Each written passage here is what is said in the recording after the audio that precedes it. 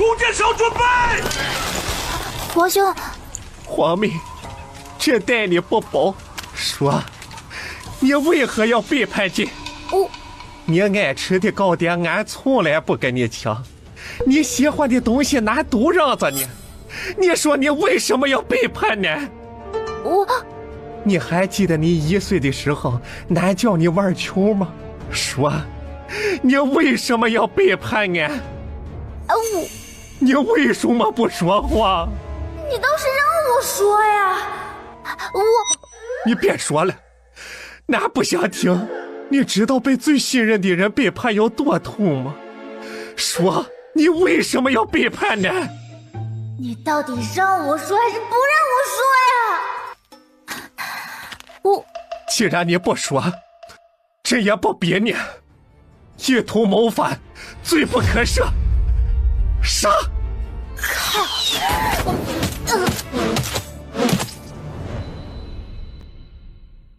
李青烟又死了，对，你没听错，是又死了。哎呦，这事说起来就糟心。自从执行攻略李衍的任务，他都死3回了。系统空间内，非常，你说这个李衍是不是有病？我是在帮他，这人脑子有坑吧？杀了我3次。李青烟气得脑袋哭冒烟。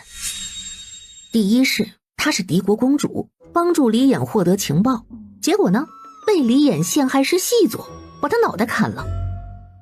第二是她成了李衍的小妈之一，哎呦，那是说尽了李衍的好话，结果这家伙脑子有病，搞什么朱雀门事变，他们这些妃子全部喝了毒酒。第三是她成了李衍的皇妹，助他夺位，结果人家给他来个什么贤妹扶我青云志，上岸掐死小妹妹，也不知道从哪儿得到的消息，说他是父皇派来的奸细，又把他杀了，还万箭穿心。哎，也真是怪不容易的。哎，你说死这么多回，换谁也受不了。所以李青烟现在啊，他情绪不太稳定，他想掐死李衍。哎呀，宿主，就剩1次机会，要不容咱俩都得死。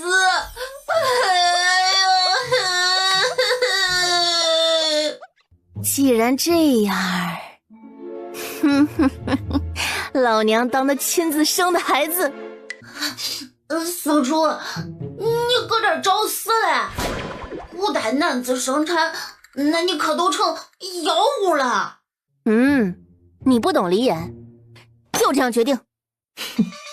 跟我斗，你有张良计，我有过墙梯。在这个世界上最了解你的，往往不是你亲近的人，而是你的敌人。勤政殿内跪着5个太医，一个个低着头，满脸都是汗。他们身后就站着4个手提刀剑的黑衣人。自从1个月前李衍和战神将军晏煦一夜醉酒后，那脾气就相当之暴躁，尤其是最近一段时间更是呕吐不止。有人就猜了，是不是那晏煦给李衍下了慢性毒药啊？可是几个太医轮番诊脉，也诊不出个所以然呢。一直到今天，那太医院的刘太医去给皇帝请平安脉，结果请出个喜脉，不是你说这不扯呢吗？才又把几个人叫过来，结果还是这样。如今太医院院士正在诊脉，如果还是，那他们这些人的脑袋怕是保不住了。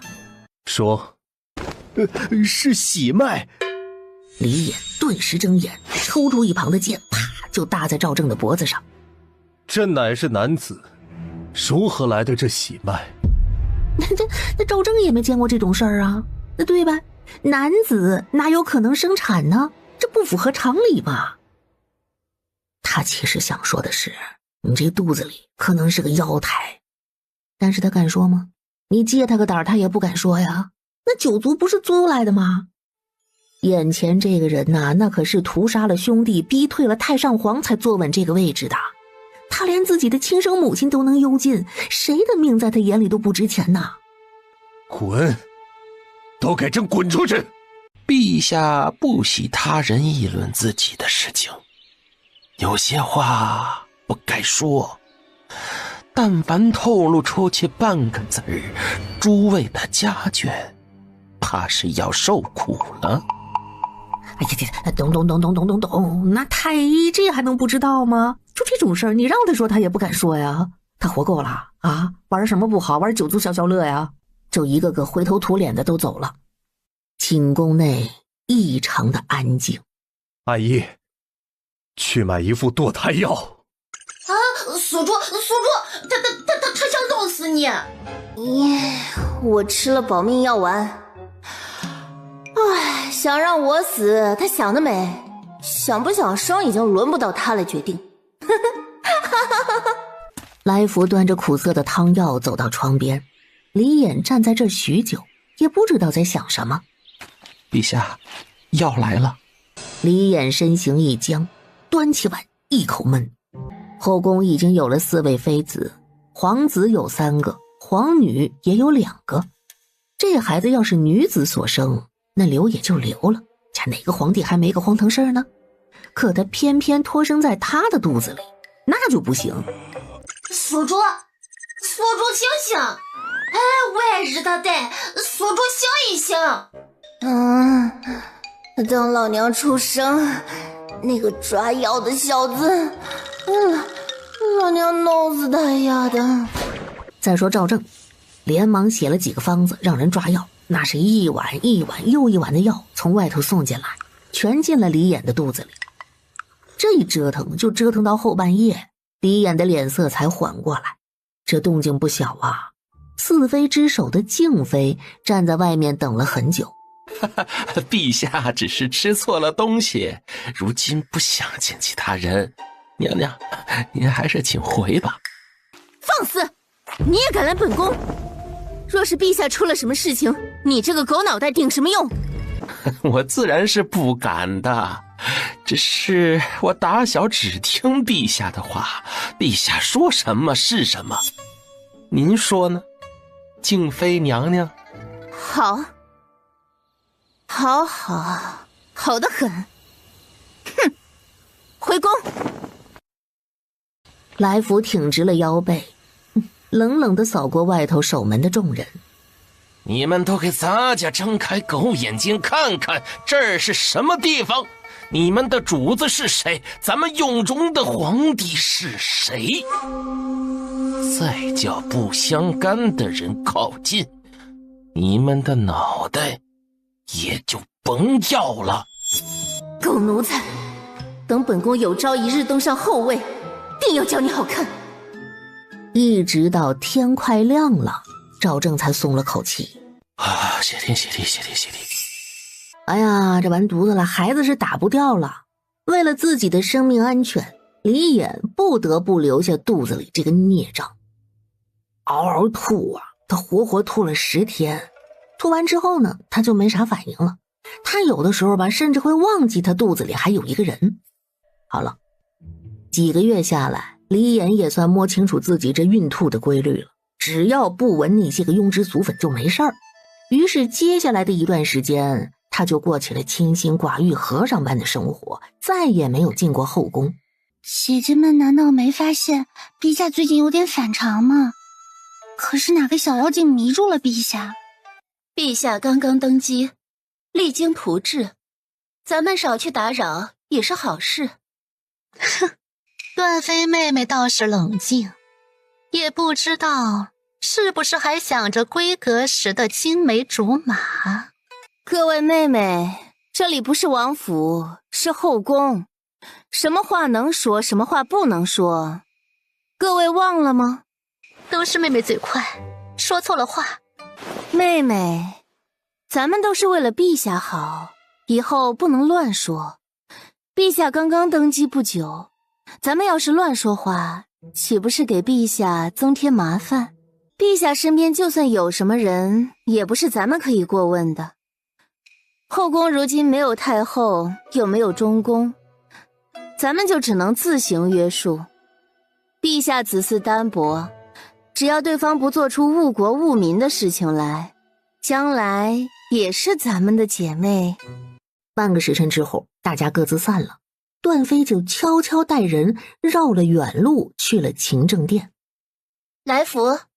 哦，娘娘怎么来了？可是有什么事儿吗？段飞往那勤政殿瞄了一眼，来福多精啊，他立刻就知道他是来干什么的。陛下没事儿，只是最近一段时间都不会去后宫了，娘娘放心。你听听这话说的，你看人来福那情商，要不说他能做陛下面前第一大牛马呢，那真不是一般人。他这话什么都没说，但是好像又说了些什么。反正段飞点点头就走了。赵正替他把了脉，又看了看肚子，要生了，快去准备。陛下，您放松下来，要不然喝不下去呀。刀片划破他的皮肤，他能感知到刀片和皮肤的触碰。李青烟只觉得自己接触到一阵凉风，然后就被像拎小鸡儿一样拎了起来。这两声哭泣让外头的燕絮捕捉到，他嘴角勾起。这个哭声一听就不是个脾气好的主，不知道是哪个妃子生下的孩子，或许是个没有名分的女子。燕絮站在门口，皇城内是啪咻啪，烟花亮起，照亮新年的夜空。又是新的一年，李眼靠在床头上，脸色苍白，空着的那只手慢慢爬到婴儿柔弱的脖颈，缓缓用力。陛下！睡梦中的李青烟感觉到危险，忽然醒了，哭了两声。那撕心裂肺的哭泣声让李眼清醒，又松开了手，让来福抱走。上乳娘喂饱。小婴儿不吃东西那是很危险的，要死的。来福抱着孩子过来。不吃东西，哼，死了也是他的命，自己都不想活，那就掐死喽。你个狗东西，有没有良心？我是你亲自生的，你个老东西！小崽子骂朕呢，他居然听懂了。去，再叫过来几个乳娘。李庆言，你要是不吃东西，就等着饿死吧。狗东西，又威胁我，老东西！为了防止李眼真的弄死自己，李青烟忍着吃了奶。站在一旁的来福看到这一幕，又可算松了口气。李眼愿意给孩子一个名字，那就意味着这孩子的小命算是保下了。这小公主也是命大呀。你好好照看公主。这是皇宫里的三公主，乳娘们没有见过她的母亲，但是知道皇帝对这孩子不一般，那都是贴身照顾的。生病的李眼在15这一日终于露了面。李眼带着人浩浩荡荡到了温眠殿。都起来吧，李眼，你的后宫是不是该扩充一下了？近些年边界不太平，百姓疾苦，朕没必要选妃。这天下是朕打下来的，要是没有朕，李眼，你以为你能坐在这个位置上？父皇，朕也是12岁开始跟着您一同打天下，不然如何解决的先太子兵变呢？你个逆子，你的亲兄弟们都被你杀了，李眼，你也不得好死。说完一甩袖子走了。李眼冷嗤一声，他不杀他们，死的就是他自己。父皇母后偏爱先太子，宠溺小儿子，唯独对他这个老二是不冷不热，甚至有好几次太后想杀了他。他身体里的余毒到现在都没清完呢，他为了保命连内力都不能使。看着太上皇那副嘴脸，李眼只觉得可笑。闹到这个地步，他也没有心思跟他们团个屁的圆。刚走出温眠殿，就有小太监匆匆来报：小公主不见了！封锁宫门，直到找到小公主。就这样，从天亮找到天黑，还是没有李青烟的踪迹。乳娘被杀死，门外守卫来往的宫女太监居然没人发现。不对，俺养的小崽子哪有那么容易死？这味道好生熟悉，这不是在修真界时魔修的味道吗？飞差，这里有魔修，而且这个味道是专门用小孩血肉修炼的魔修。因为前几次任务失败，程序崩塌，导致几个世界观混淆了。啥呀？就这么刺激的吗？这是将简代的古代世界提升到了地狱级别，他咬牙切齿。李显这个狗爹真是坑人。不对，我不是只失败3次吗？宿主，你知道的，我是个残次品，控制不住世界观。美味。那女的啊，不是那女鬼，露出獠牙，奔着李青烟的脖梗就去了。飞拆我的防护罩！要说李青烟还是有点家底的，他在修仙界的时候攒了不少宝贝，可惜吧，在这普通的古代世界他用不了。现在魔修都有了，那些东西要再不让他用，那他就没有天理了。宿主，只见这獠牙触碰到金色的屏障，当被弹开，但这玩意儿只能抵挡1次。李青烟现在是什么？他是个婴儿，那小短胳膊短腿儿，你给他武器他也没法用。看着那女的张着比他的身体还要大的嘴扑过来，李青烟闭上眼，死定了，他这一次都来不及长大。飞柴，对不起，看来咱俩必死无疑。预想的死亡并没有降临。大胆，居然敢在京城行凶！不一会儿，地面上窜出无数只老鼠，燕旭一把抱起李青烟，这些东西非人力可挡。飞柴，兑换除魔符。小婴儿的手臂举着小玉佩，给他。小婴儿也不会说话，就只能发出的声音。给我！瞬间老鼠们灰飞烟灭，那个女鬼飞扑而至，也被他一剑扎进心脏，伤口处瞬间亮起青色的光芒。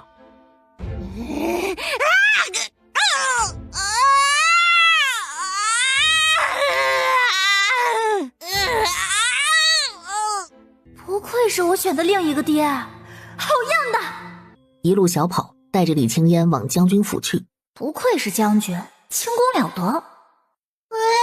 是他爹呀，宿主小心点，别一会儿晕轻功了。我知道。他现在是一小孩，真的吐了再把自己呛死，那他恐怕要被排进宿主最搞笑死亡方式排行榜的榜首。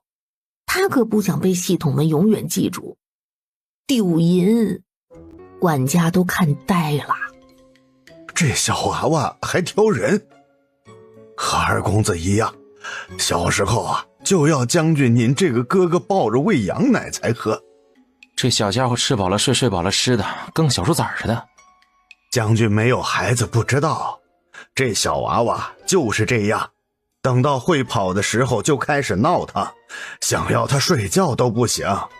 这孩子包贝瞧着也是富贵人家，将军是哪里找到这个孩子的？是被一个女子绑架的。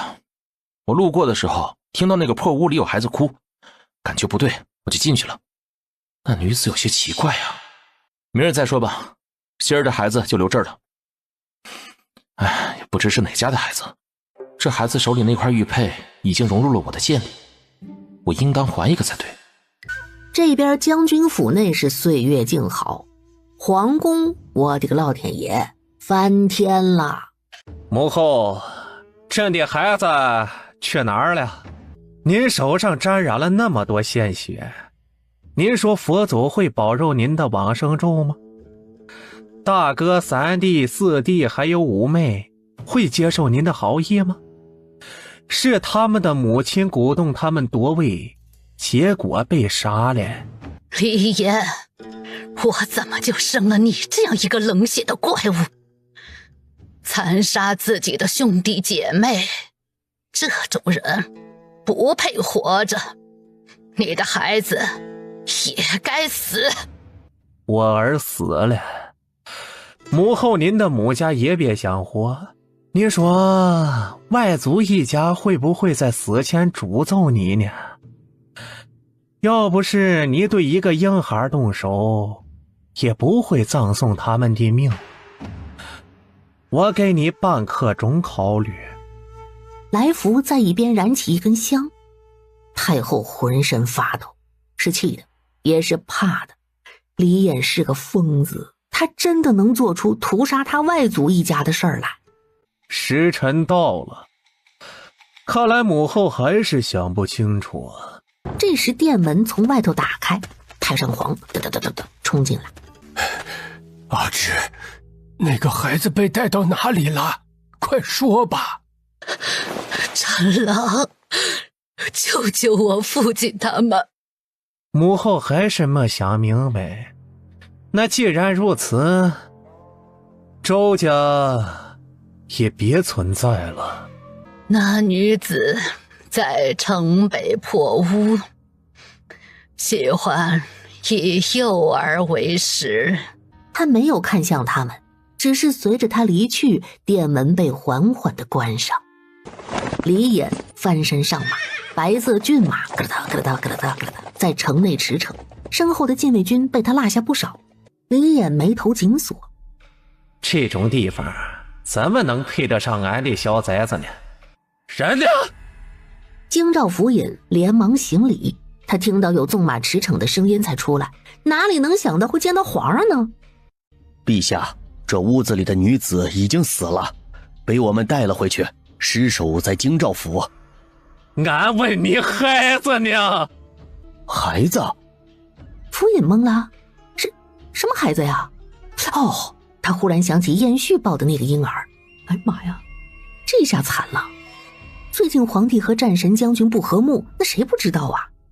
府尹硬着头皮说：“在将军府。”李衍周身寒气缭绕，翻身上马，咯哒咯哒咯哒咯哒。哎，这都什么事儿啊？燕絮，你胆子真是够大的呀！见过陛下，臣不知是陛下前来。屋内君臣一站一跪，不说话。啊，好压抑啊，飞差。宿主，你想多了。要是延续给你生出来，那你跟燕家人都得死。哎，算了。他有点困，正想睡觉，却被李衍抱起来。看到这张熟悉的脸，他下意识翻了个白眼儿。哼，小崽子都闹翻了天了，你还敢瞪朕？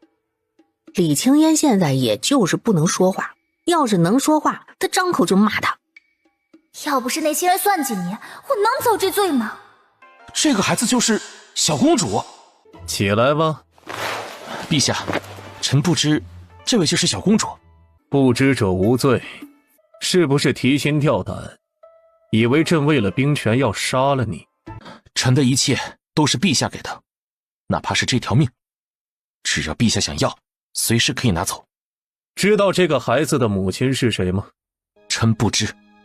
你的确不知。要是你知道，就该死了。燕絮的脑子都不转了。可是李衍后宫的事儿，他哪知道啊？除了那几个有名分的妃嫔，哪个归属于哪个派系，他是清楚一点的。那其他的事儿，你说你问他一个外臣，你不扯呢吗？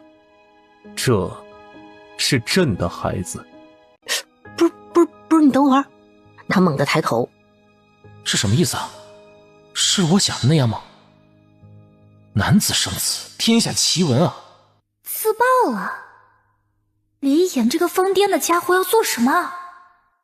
飞叉，他是不是生孩子生傻了？这种事情爆出来，他容易被当作要挟啊！要是有人借此动摇他的根基……宿主你等等，别急着当人，况且另外一个也是恁爹了，而且你不是不在乎李衍生死吗？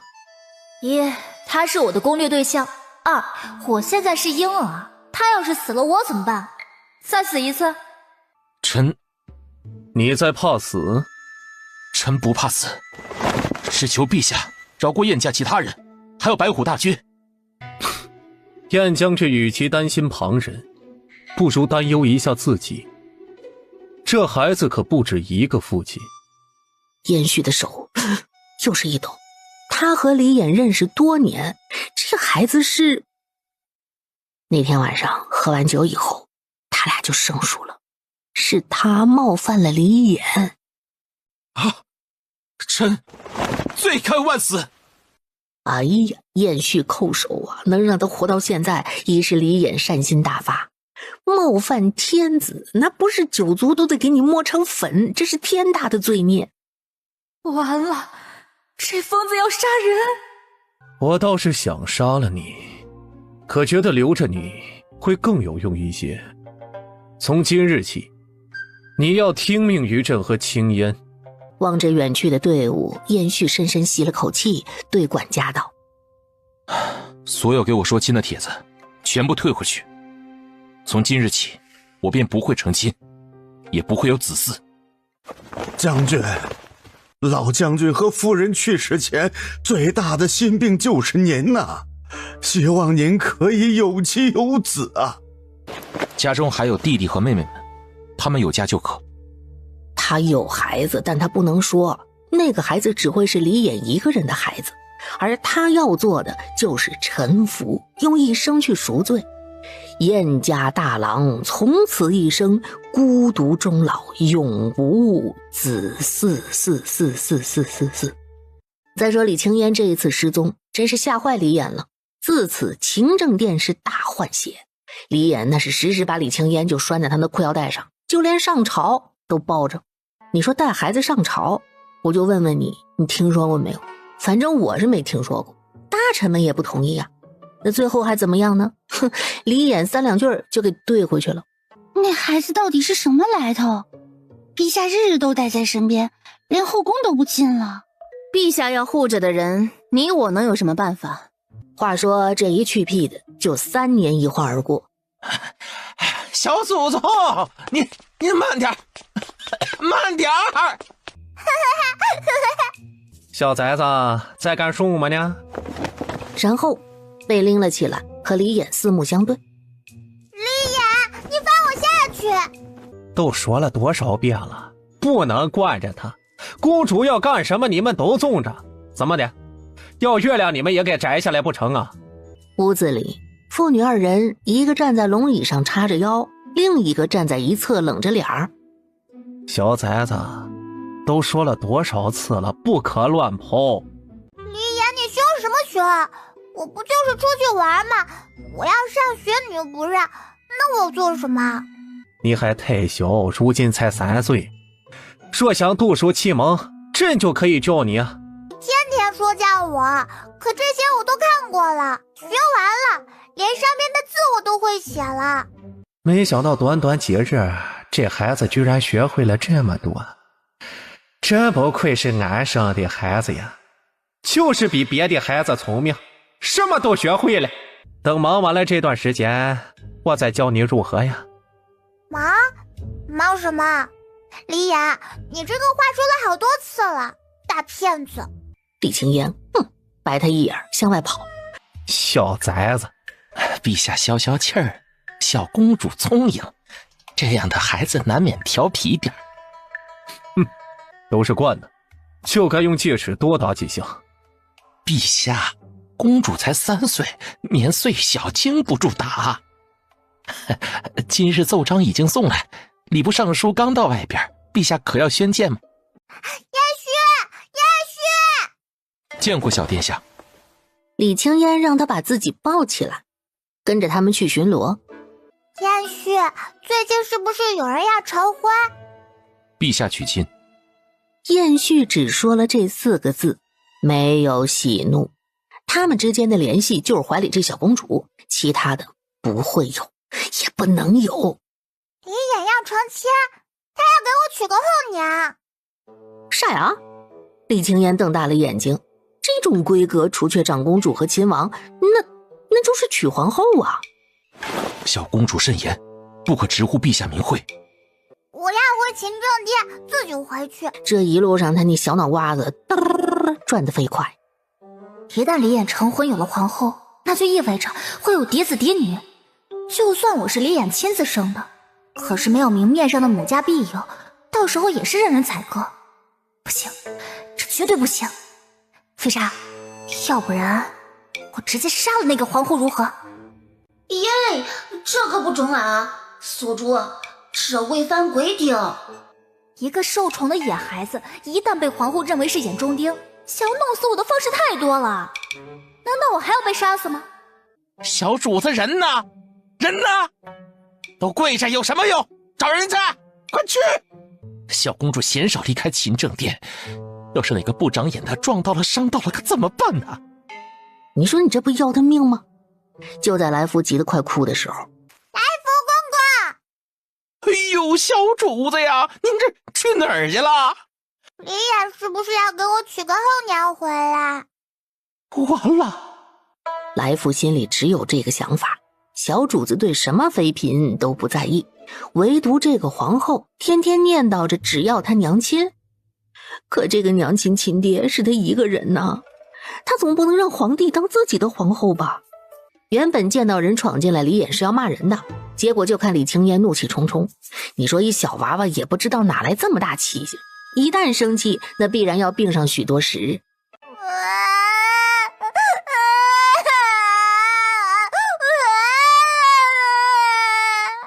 有事说事，别吼了。怎么就生了个这么个玩意儿呢？小崽子说，到底中么了？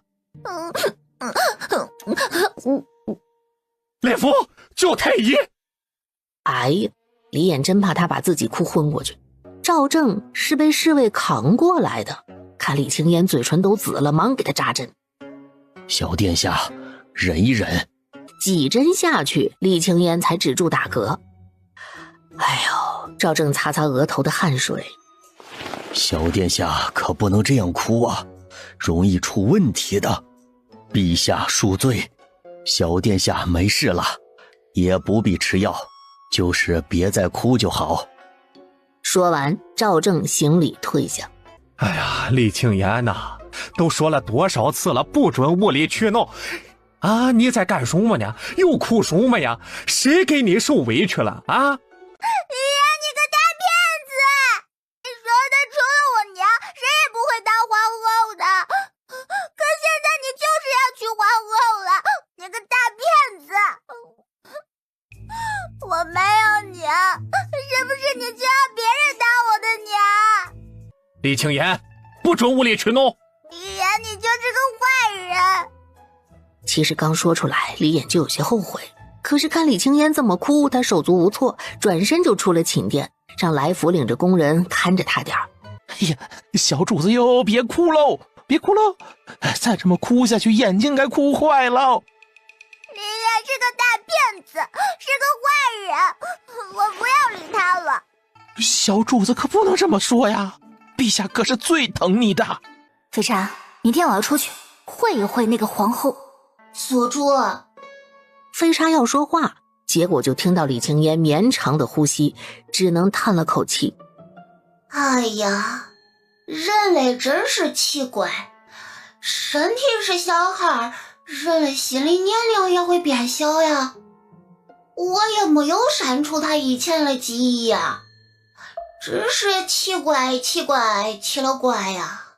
陛下，要将小殿下抱到大殿上吗？让他继续睡，安排这人看着点儿，别让那小崽子又闹起来了，别让小崽子往后宫跑，免得他被哪个不长眼的给冲撞了。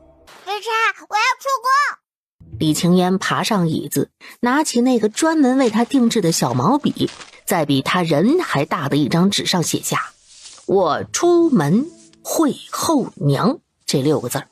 没人，嘟嘟嘟嘟嘟，跑到柱子后头，从袖子里咻掏出一张符纸，转瞬间密麻麻轰消失不见了。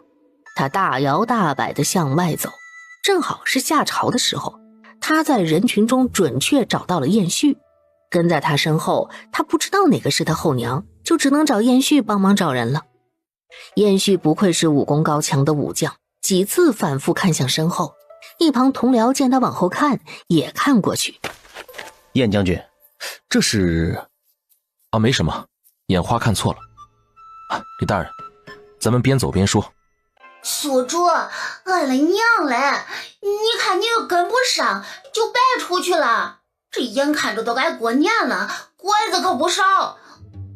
你当我是傻子吗？李青烟就跟在一个走得最慢的人后头，到了宫门口才发现他跟的是老太傅。太傅，您慢些。本官可以自行走，不必搀扶。不过他去过一次艳府，凭着记忆也不会出错。隐身符是有时效的，到了时间就渐渐消失了。李青烟靠在一个柱子上休息，眼前出现一男的。小娃娃，要不要吃糖？看着那糖，李青烟要接。男人脸上带着结的笑，眼睛里是一种要得逞的兴奋。他拔腿就跑。别跑！飞尘！听到一旁有读书声，他想也不想就钻进去，砰的一声和人撞上。小哥哥，那人是拐子。莫怕，放开我家孩子！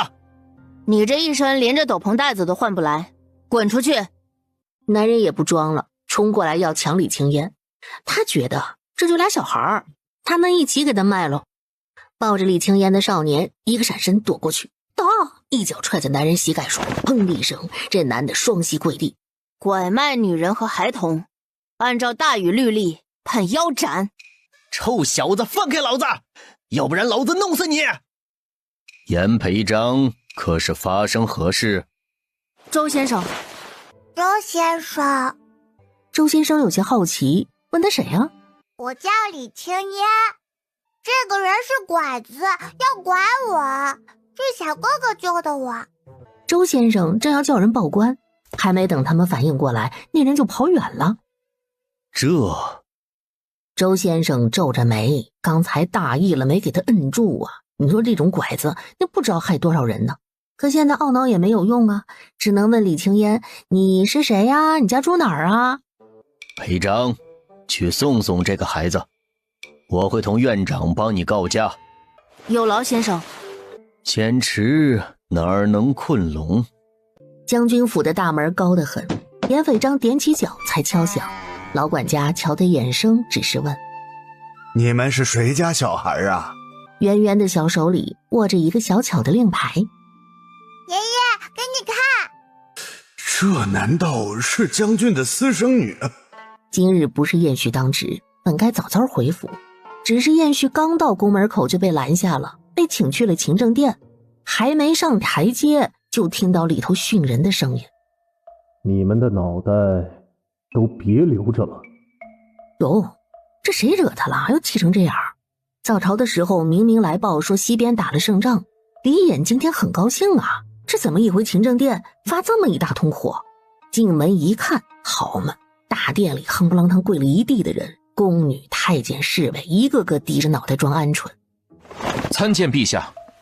李青烟不见了，调兵在城内找他。陛下，忽然调兵会让城内人心惶惶，皇城乃是重地，非大事不可动兵啊。那是朕。陛下。哎呦，你可闭嘴吧你呀！来福公公吓得赶紧出声阻止他说下去。都给朕滚下去！陛下，臣以生命起誓，必会找回小殿下。发誓？不是你生的，是死是活都与你无关是吗？陛下，臣有东西送来。燕将军府上来人送来这个，说是一个穿着红披风的女娃娃到了府上，让燕将军尽快回府。这是臣送给小殿下的。小畜生居然敢自己跑到燕府！来福，准备出宫。陛下，您消消气儿，小殿下在臣府上是安全的。李青烟打了个喷嚏，他就觉得有人在骂他，手里拿着糕点，小口小口的吃。管家让侍女带他睡觉去，李青烟却是摆摆手：“我要等燕旭回来。”严斐章端正地坐在一张椅子里，腰背挺直，远远望去，那妥妥一副世家公子的模样，哪怕粗布麻衣也掩不住这一身的贵气。李青烟想把人留下，养在身边好好培养，到时候也能帮他。可是这个严斐章脾气有些倔，把他送到将军府就要走，要不是他拼死拦着，人早就跑了。燕旭回来了，小短腿快速向外倒腾。干了。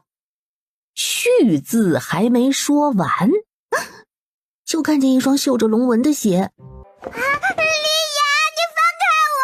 你个坏人！陛下。李眼抬手示意他闭嘴，把小团子放在自己腿上趴着，然后啪啪啪几巴掌落在他屁股上，奇耻大辱。你不张口！大众喊朕的名讳，可知道是什么罪呀？跟朕回宫。我不要！李青烟咚用滚的方式爬下来，像一颗小炮弹冲进了燕旭的怀里，搂住他的脖子。果然还是燕旭情绪稳定。李眼这个疯子，当爹当娘都要人命。李眼大发慈悲，挥挥手让他平身。过来，回宫。我不回去，你有了皇后以后要嫡子嫡女，就不要我这个没娘的孩子了。你都说了，没人比得过我娘，你骗人，你就是不想要我了。我不回去。陛下，臣先带小殿下缓一缓。下去。李眼挥挥手，有些烦躁的揉揉眉心。这什么小崽子跟他吵架，给自己吵得哭得不行，他连话都还没说呢，这怎么就成罪人了？屋子里一时间只剩下来福陪着李眼。陛下，小殿下虽小，但是聪颖异常，让他知道是怎么回事，也就不会同您闹脾气了。你带人领着他，把白玉如意给刘瑶送去。他不是要去见未来皇后吗？让他见。我叫阿瑶前来领赏。不必了。这位是？我叫李青烟，奉我父王之命，送白如意给未来皇后，亲自送到房内。原来是小公主。管家，给小公主带路。一进院门，李青烟就觉得不对头。这院子里的东西新的吗？都没有生活的痕迹。你说这姑娘要出阁之前，怎么也不会搬到一个新的地方去住吧？除非原本居住的地方是让外人看不得的。我奉父王之命，给刘小姐送白玉如意来。刘小姐，这是给您的。谢陛下赏赐。李青烟仗着个儿小，看到了藏在袖子里的疤，她向前一步，一个不小心踩到石子儿，扑向刘瑶，顺势扯了一下她的衣领，看到领子下的疤痕，李青烟眼睛瞪得溜圆。哪个好人家会这么虐待自家姑娘？而且一身伤的人怎么会当皇后的？哎呦，小殿下，我的小殿下哟！啊，小殿下哪儿疼啊？不疼，没事。告了别，离开了刘府。但是这一路上李青烟都很沉默，没有来时的抱怨，坐在马车里一副心事重重的样儿。爹，我回来了。玩够了啊，现在就回宫吧。燕旭，明是领着那孩子一同出宫。严斐章，对吗？今日住在将军府，明日同我一起去面授。多谢燕将军。李雅，刘瑶会死吗？若是旁人听到这句话会很奇怪的，因为这是一个3岁孩子问出来的，会让人觉得惊慌失措，是不是孩子吓着了？但是李眼却淡定，他知道李青烟看懂了。不会，他本不受重视，脑子又比旁人慢些，在宫里没有威胁。可是看着刘瑶一生都活在算计里，李青烟生出了一种悲凉。他不想也被如此对待，所以他必须要把这老登踹下去，然后自己登上皇位。想明白之后，李青烟扔了一本《孙子兵法》到李眼的怀里。给我念书，我要睡觉。能听懂吗？不如找个先生教你如何呀？先生，我可以和他们一样上课啦。你不同他们一起，给你个权利，自己挑选老师。那我要好好学。说着说着，声音越来越小，还不等李眼念书，他就小崽子。温柔的声音在夜空回荡，可惜没有人听到这个疯批帝王还有这样的一面。小殿下醒了，陛下正在见燕将军和严小公子。李青烟躲在书架的后头，想看看李衍见严斐章要干什么。跟随先太子造反的严琦之子。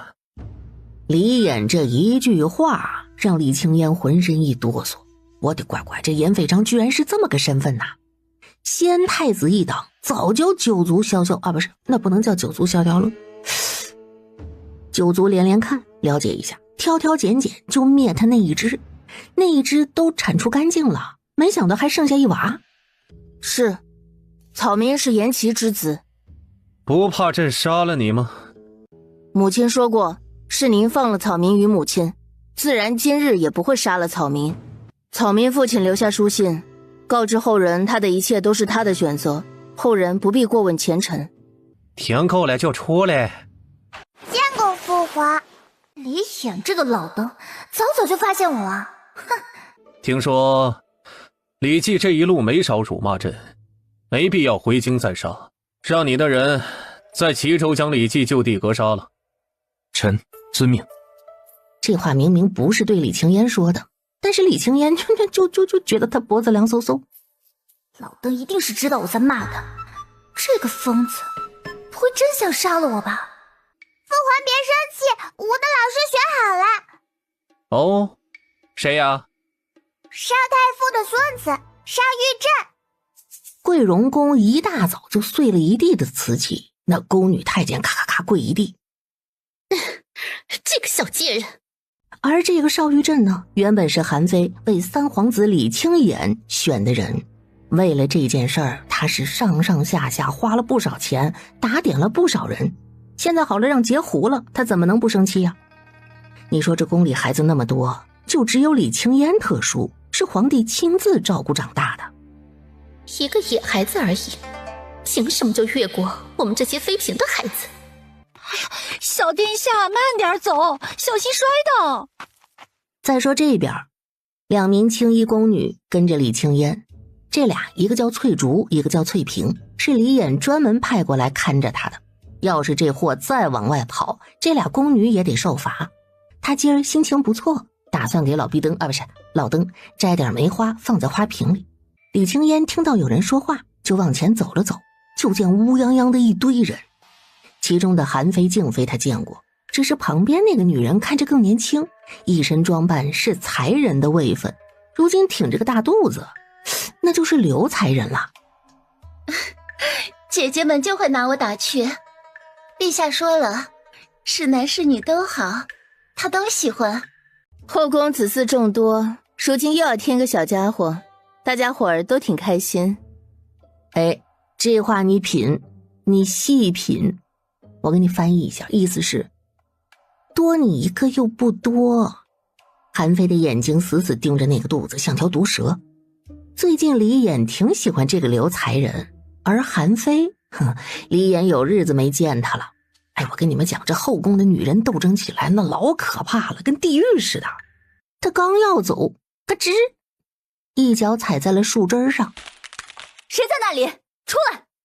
见过静妃娘娘、韩妃娘娘。和这些人哪有话说，只能行完礼打算告退。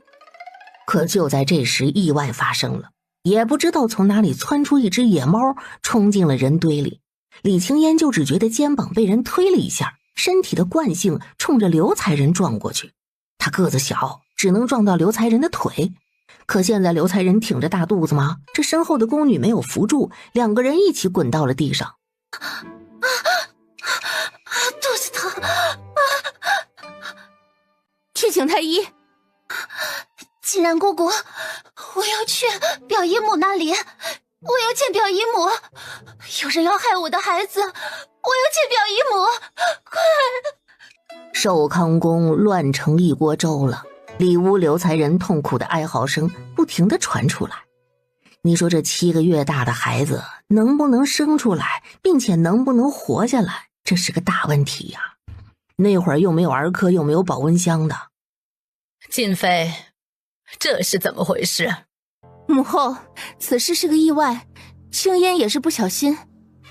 一听到李青烟这个名字，哦哟，那太后直接伸手打断静妃的话，死死盯着站在不远处的小孩。不愧是野种，到底是没有规矩。太后一张嘴是半分情面也不留，直接开骂。李青烟眯了眯眼睛，你说你指桑骂槐呢？看着是骂他，其实是透过他骂李眼。哼，果然呐，能生出李眼这个疯子的女人，她也是个疯子。为了另一个儿子三番五次要杀这一个儿子，上几世都是这样。就在这个时候，里头的太医慌慌张张的出来，跪在太后的面前。太后娘娘，刘才人的命保住了，只是那个孩子一生下来就断了气。刘才人被搀扶着走出来，也顾不得自己的身体，跪在地上哭喊：表姨母，是他杀死了我的孩子，你要为我做主啊！飞沙，你死哪儿去了？你宿主要死了！按照公规，戕害嫔妃，应当何罪呀？可是，一3岁的孩子怎么会和一个宫妃有恩怨呢？这话说出去都叫人笑话，这就是个意外。但是有人敢说吗？没有啊！太后冷哼一声，身边的宫女要抓李青烟。飞叉！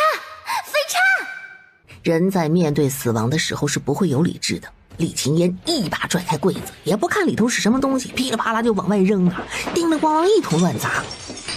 瞬间屋子里安静的连掉下一根针都能听见。李青烟缓缓睁眼，啊，完了！你们猜是什么？那是灵位，先太子的灵位。畜生！你和李岩一样，都是畜生！来人，给哀家杀了他！杀了他！但是宫女们现在可不敢听太后的，为什么呢？你们忘了先太子是怎么死的了？他是因为谋逆罪被砍头的，所以他是个叛党。李眼是畜生。李青烟眯着眼睛从宫女的身边走过去，一脚就踩在先太子的灵位上，然后蹦了几下。李眼是畜生的话，那你就不该在这里，你该去死。太后娘娘应该想一想，自己供奉一个反贼是什么罪名。说着，他又在牌位上跳了几下。李眼是你的亲生儿子，你说他是畜生，你要是什么？杀了他！给哀家杀了他！太后现在完全已经癫狂了，那河东狮吼像个泼妇。宫女们哪里敢动啊？那几个侍卫见状，刚要伸手抓李青烟，这愤怒过后理智回笼，李青烟真觉得自己是作的一手好死，好不容易活到3岁，为了李眼那个杀了他3次的疯子，惹到另一个疯子。李青烟就这样被逼到了墙角。就在这个时候，当当当当，神兵天降，朕看谁敢！那2个围着李青烟的侍卫当场就被抹了脖子，那屋里其他人还来不及尖叫，尸体就被拖了出去。小崽子，李爷，他们要杀了我！别哭了，有父皇在呢，谁也杀不了你。朕没想到一群人在这里审判一个3岁娃娃，说是一个和你们无瓜葛的娃娃杀了一个孩子。是他害了你们，还是你们一群心怀不轨的人要杀他？这时屋子里咔咔咔咔咔跪了一地，连忙说不敢。把人带进来。陛下饶命啊，饶了奴婢的命吧，是太后娘娘，这一切都是太后娘娘指示的。这女人谁呀？大家都认识，太后身边的老人儿，精通药理，一直给太后调理身体。说是太后娘娘说，陛下宠爱刘才人，就要让他的孩子死掉，这样陛下才会知道失去孩子有多痛苦。刘才人的孩子无论什么时候生产，都是活不下来的。满屋寂静啊，刘才人瞪大了眼睛，就觉得自己耳朵是不是听错了。表姨母，你告诉我，这都是假的，是假的。表表姨母，你告诉我这不是真的。您和我母亲可是表姐妹。哼，别碰哀家！你这个恶心的东西，谁同你那贱人母亲是姐妹？要不是你那贱人母亲，我儿怎么会摔伤腿？这天底下就该是我儿子的，是你，你们都欠我儿的！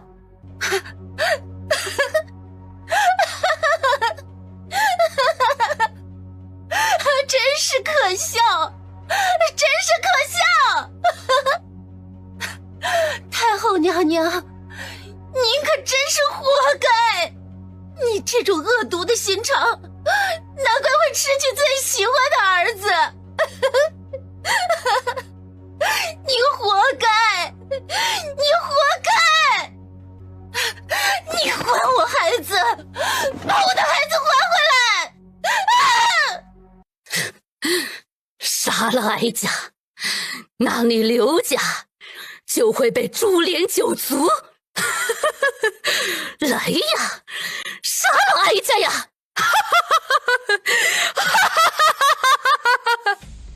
看着太后这样，李衍一脸的冷漠，一个眼神扫过去，身边侍卫窜了出去，夺过太后手中的牌位，用力的摔在地上，哭嚓一声，稀碎。太后在宫中祭祀叛党，戕害嫔妃，残害皇嗣，送去皇陵念经祈福，苦修赎罪。母后做了错事儿，就要为此付出代价。即刻送太后去皇陵。他以为自己是在算计李衍，可其实呢，他早就成为李衍手中的棋子。李衍是在利用他从后宫促进朝廷内部的洗牌。静妃，陛下。静妃既然没搞懂如何治理后宫，就暂时让旁人去管。灵妃如今就很合适，你父亲教导女儿的能力有限，不懂得照看后宫孩子们。既然如此，也该休假在家里好好反省。李衍随后的一段话让静妃浑身发抖。夺他权力只是警告，可是涉及母家那就是大事儿。他的父亲可是户部尚书，这个职位多少人盯着呀？管理不好后宫，惩罚是夺他的权，但是照顾不好孩子，那……静妃的脑子飞速旋转。刘才人的孩子流掉时，李衍一点表情都没有，那就是为了李青烟在惩罚他。这一刻，静妃真是庆幸得亏李青烟没死，要不然他的九族就得陪葬。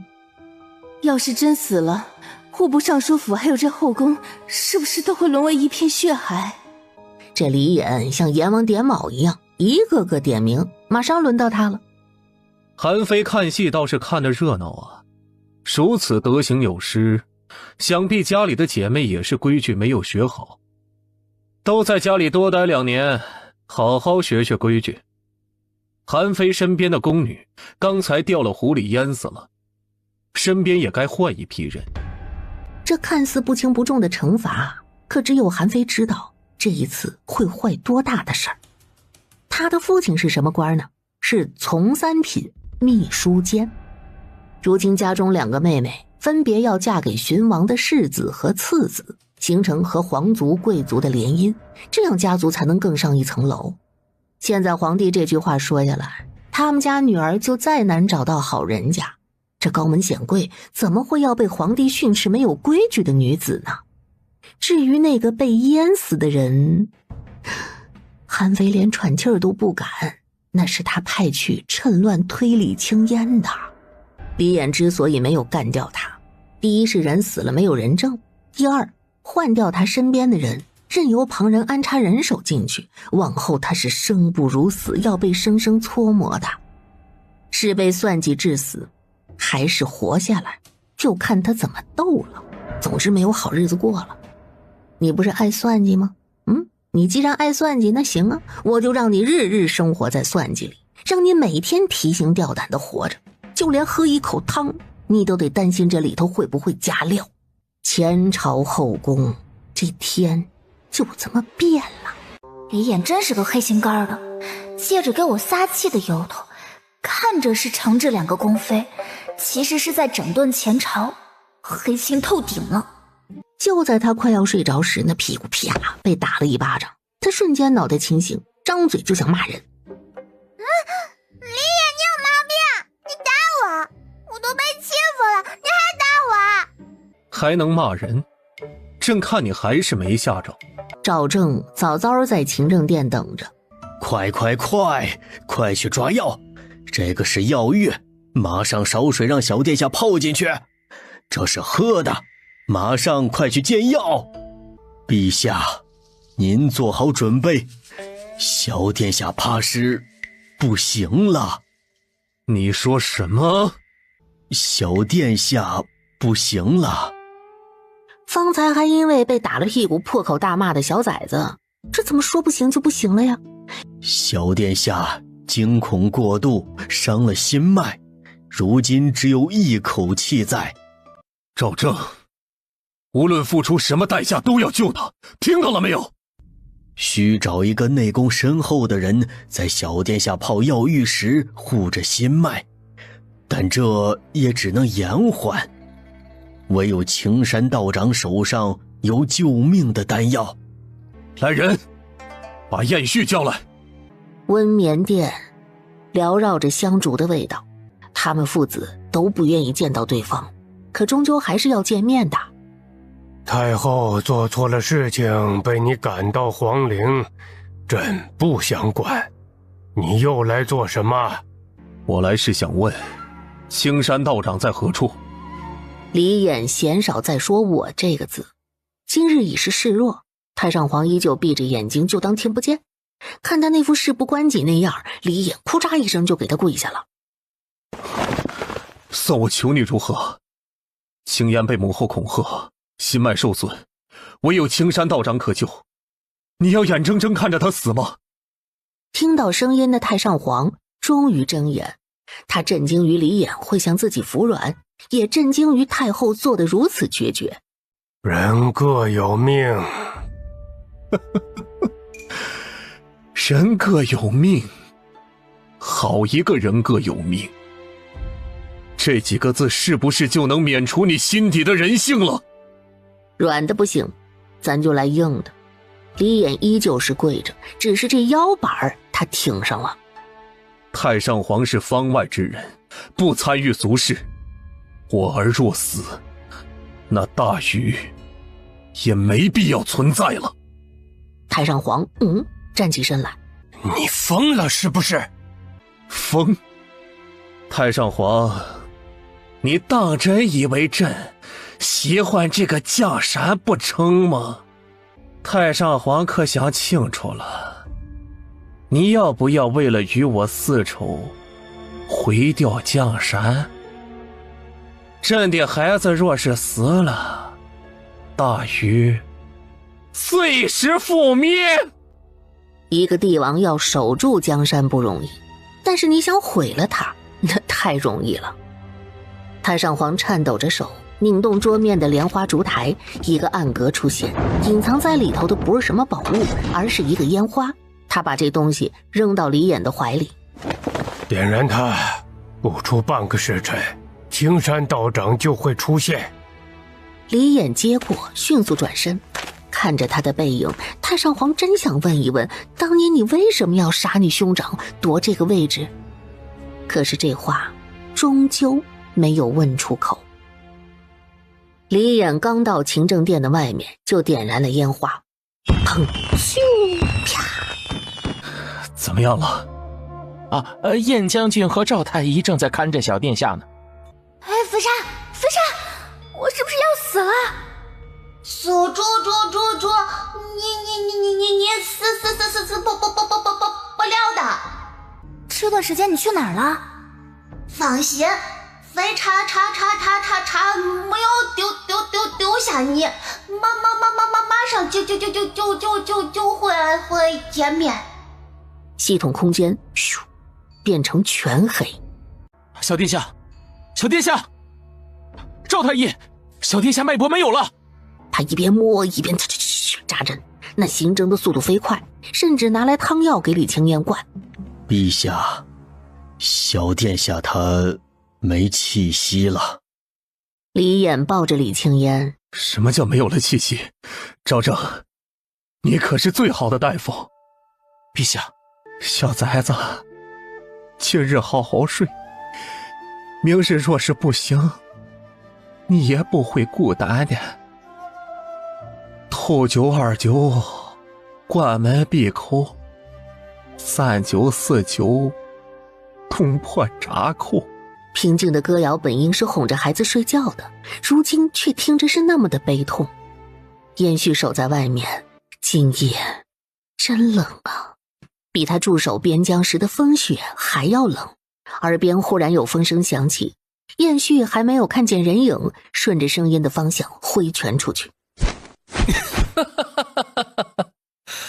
燕将军多年未见，还是如此暴躁。青山道长，快救救小殿下！李衍，放下这孩子，这孩子还没死。把他给我，这能救他？青山道长点点头，接过李青烟。室内安静了一瞬，唰，刺眼的七色光芒亮起，满屋被星辰一般的荧光所覆盖。天地之上为道。父母与子女是血脉相连的，抱着他睡一觉，神魂就会归位。贫道就先去看看太上皇，还有一盘棋没下完。转眼间他不见了，就像没来过。看着他消失的地方，李衍眯起眼睛，这200多岁的老怪物真是什么都知道，哪里是什么下棋，那分明是怕被灭口。燕旭进来。这是叫我进来做什么？脱了外衣上去。燕旭下意识退。这不对吧？我一个外人怎么能睡龙床呢？老道让父母血亲与青烟同睡一晚，可召回他的圣魂。臣遵命。一个翻身往里面一挪，抱住了李青烟。小小一团肉乎乎暖和和，脸上有了血色。这是好了。今夜是15，月亮格外的圆。来福冲着月亮拜了拜，小殿下没事了，终于没事了。真好，真好。李青烟是被憋醒的，于是啪啪，一左一右，一人一个嘴巴子。小崽子，你敢打针？也许救我！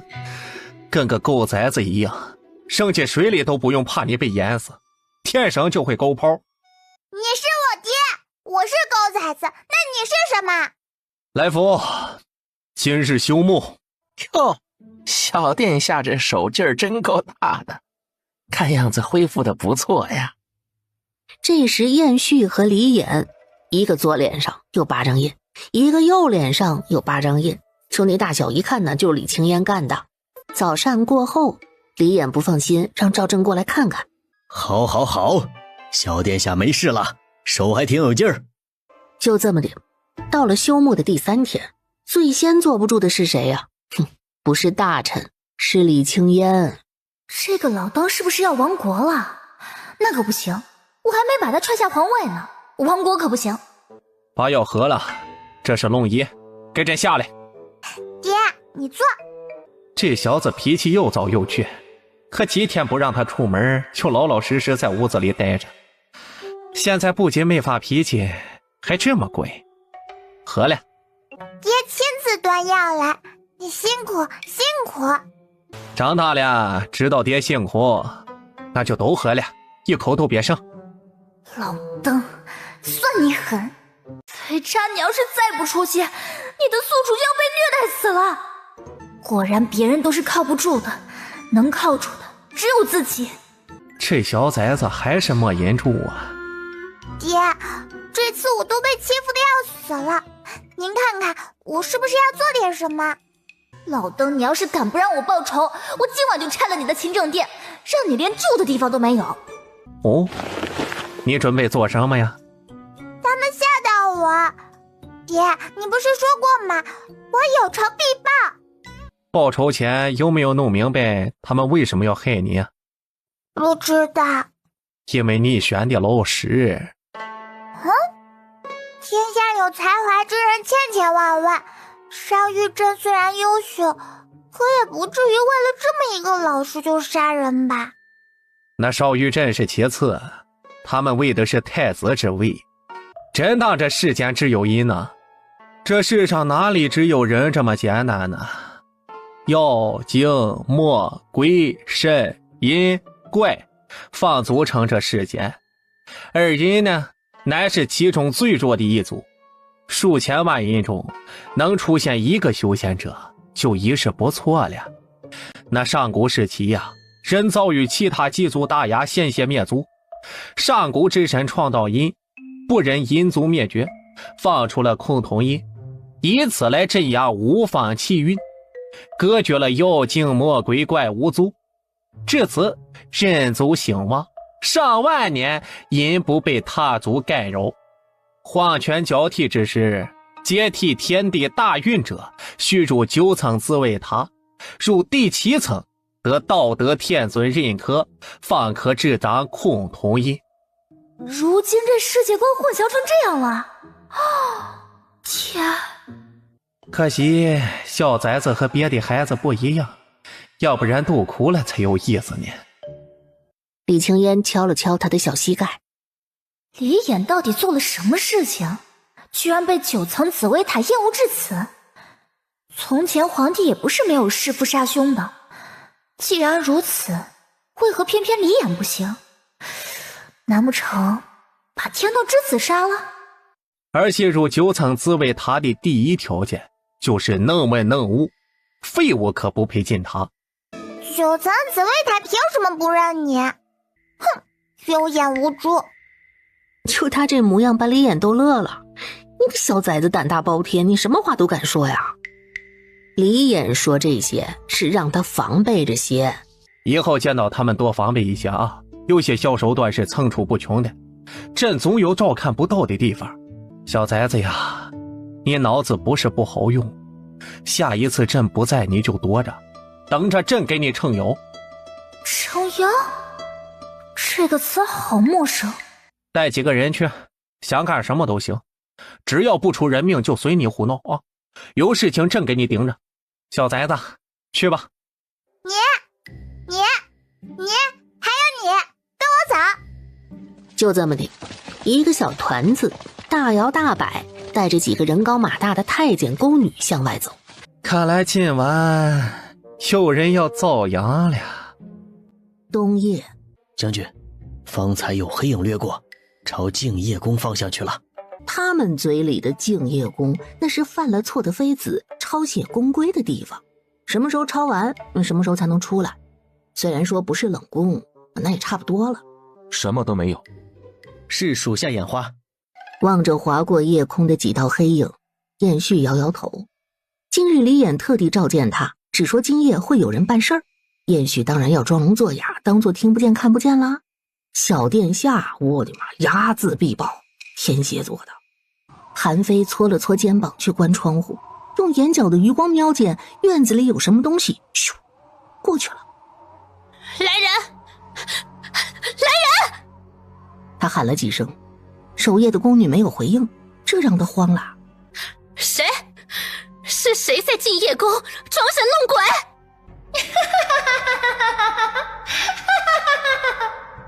声音围绕着他，就像是在耳边发出的。这时砰的一声，一只惨白的手唰破开窗户纸，就摁在韩非的肩上，鲜红的指甲带着血腥气。娘娘忘记奴婢了吗？娘娘，慧儿好想你呀。怎么个事儿呢？慧儿是谁呢？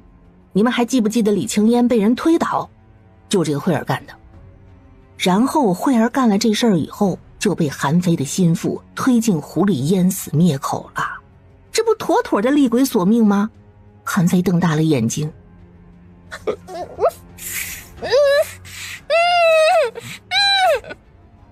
喉咙里震动，却喊不出声来。他直接一声昏死过去。这就吓昏过去了，胆子真小。小殿下，接下来要去哪里？再叫几个人来，我们好好玩玩。眼瞅着要到亥时了，青山道长和太上皇的一盘棋还没有下完。没有头绪，日后再下，也未尝不可。道长棋力越发精湛，不过朕还是有解法的。救命啊！有鬼呀！不听不看，便没有烦扰。道长是知道些什么吗？太上皇契机已到，仪式当开始。都依道长的。第2日清早，来福连忙禀报，大皇子、大公主、三皇子昨儿晚上接连发烧，静妃闭门不出，晕过去好几次。那韩妃就不用说了，在静夜宫里是昏迷不醒，醒过来以后就跟着了魔似的，絮絮叨叨说是见着鬼了。就连太上皇宫殿里的宫女儿都看到了不该看的东西，吓得精神失常。李衍听到这话，呵呵，瞥了一眼李青烟。不讲讲，青山道长在温眠殿，你自然是进不去的。那宫里出了这么大的事儿，李衍肯定要安抚一下噻，算是给李青烟这个工作收个尾。正好青山道长也在宫内，顺势就带着后宫的众人在这温眠殿做了个法事。哎呀，我跟你们讲，就是有些东西吧，就是给人一个心理安慰，那屁用没有。陛下，还记得贫道上一次说过什么吗？陛下，下一次你我见面时，会有契机出现。李衍皱皱眉，还没等他开口，道长哈哈一笑。陛下记得就好，贫道既然出来，那就说明到了第1关。哼，为了一个女儿闹得天翻地覆，到底不还是要靠皇子吗？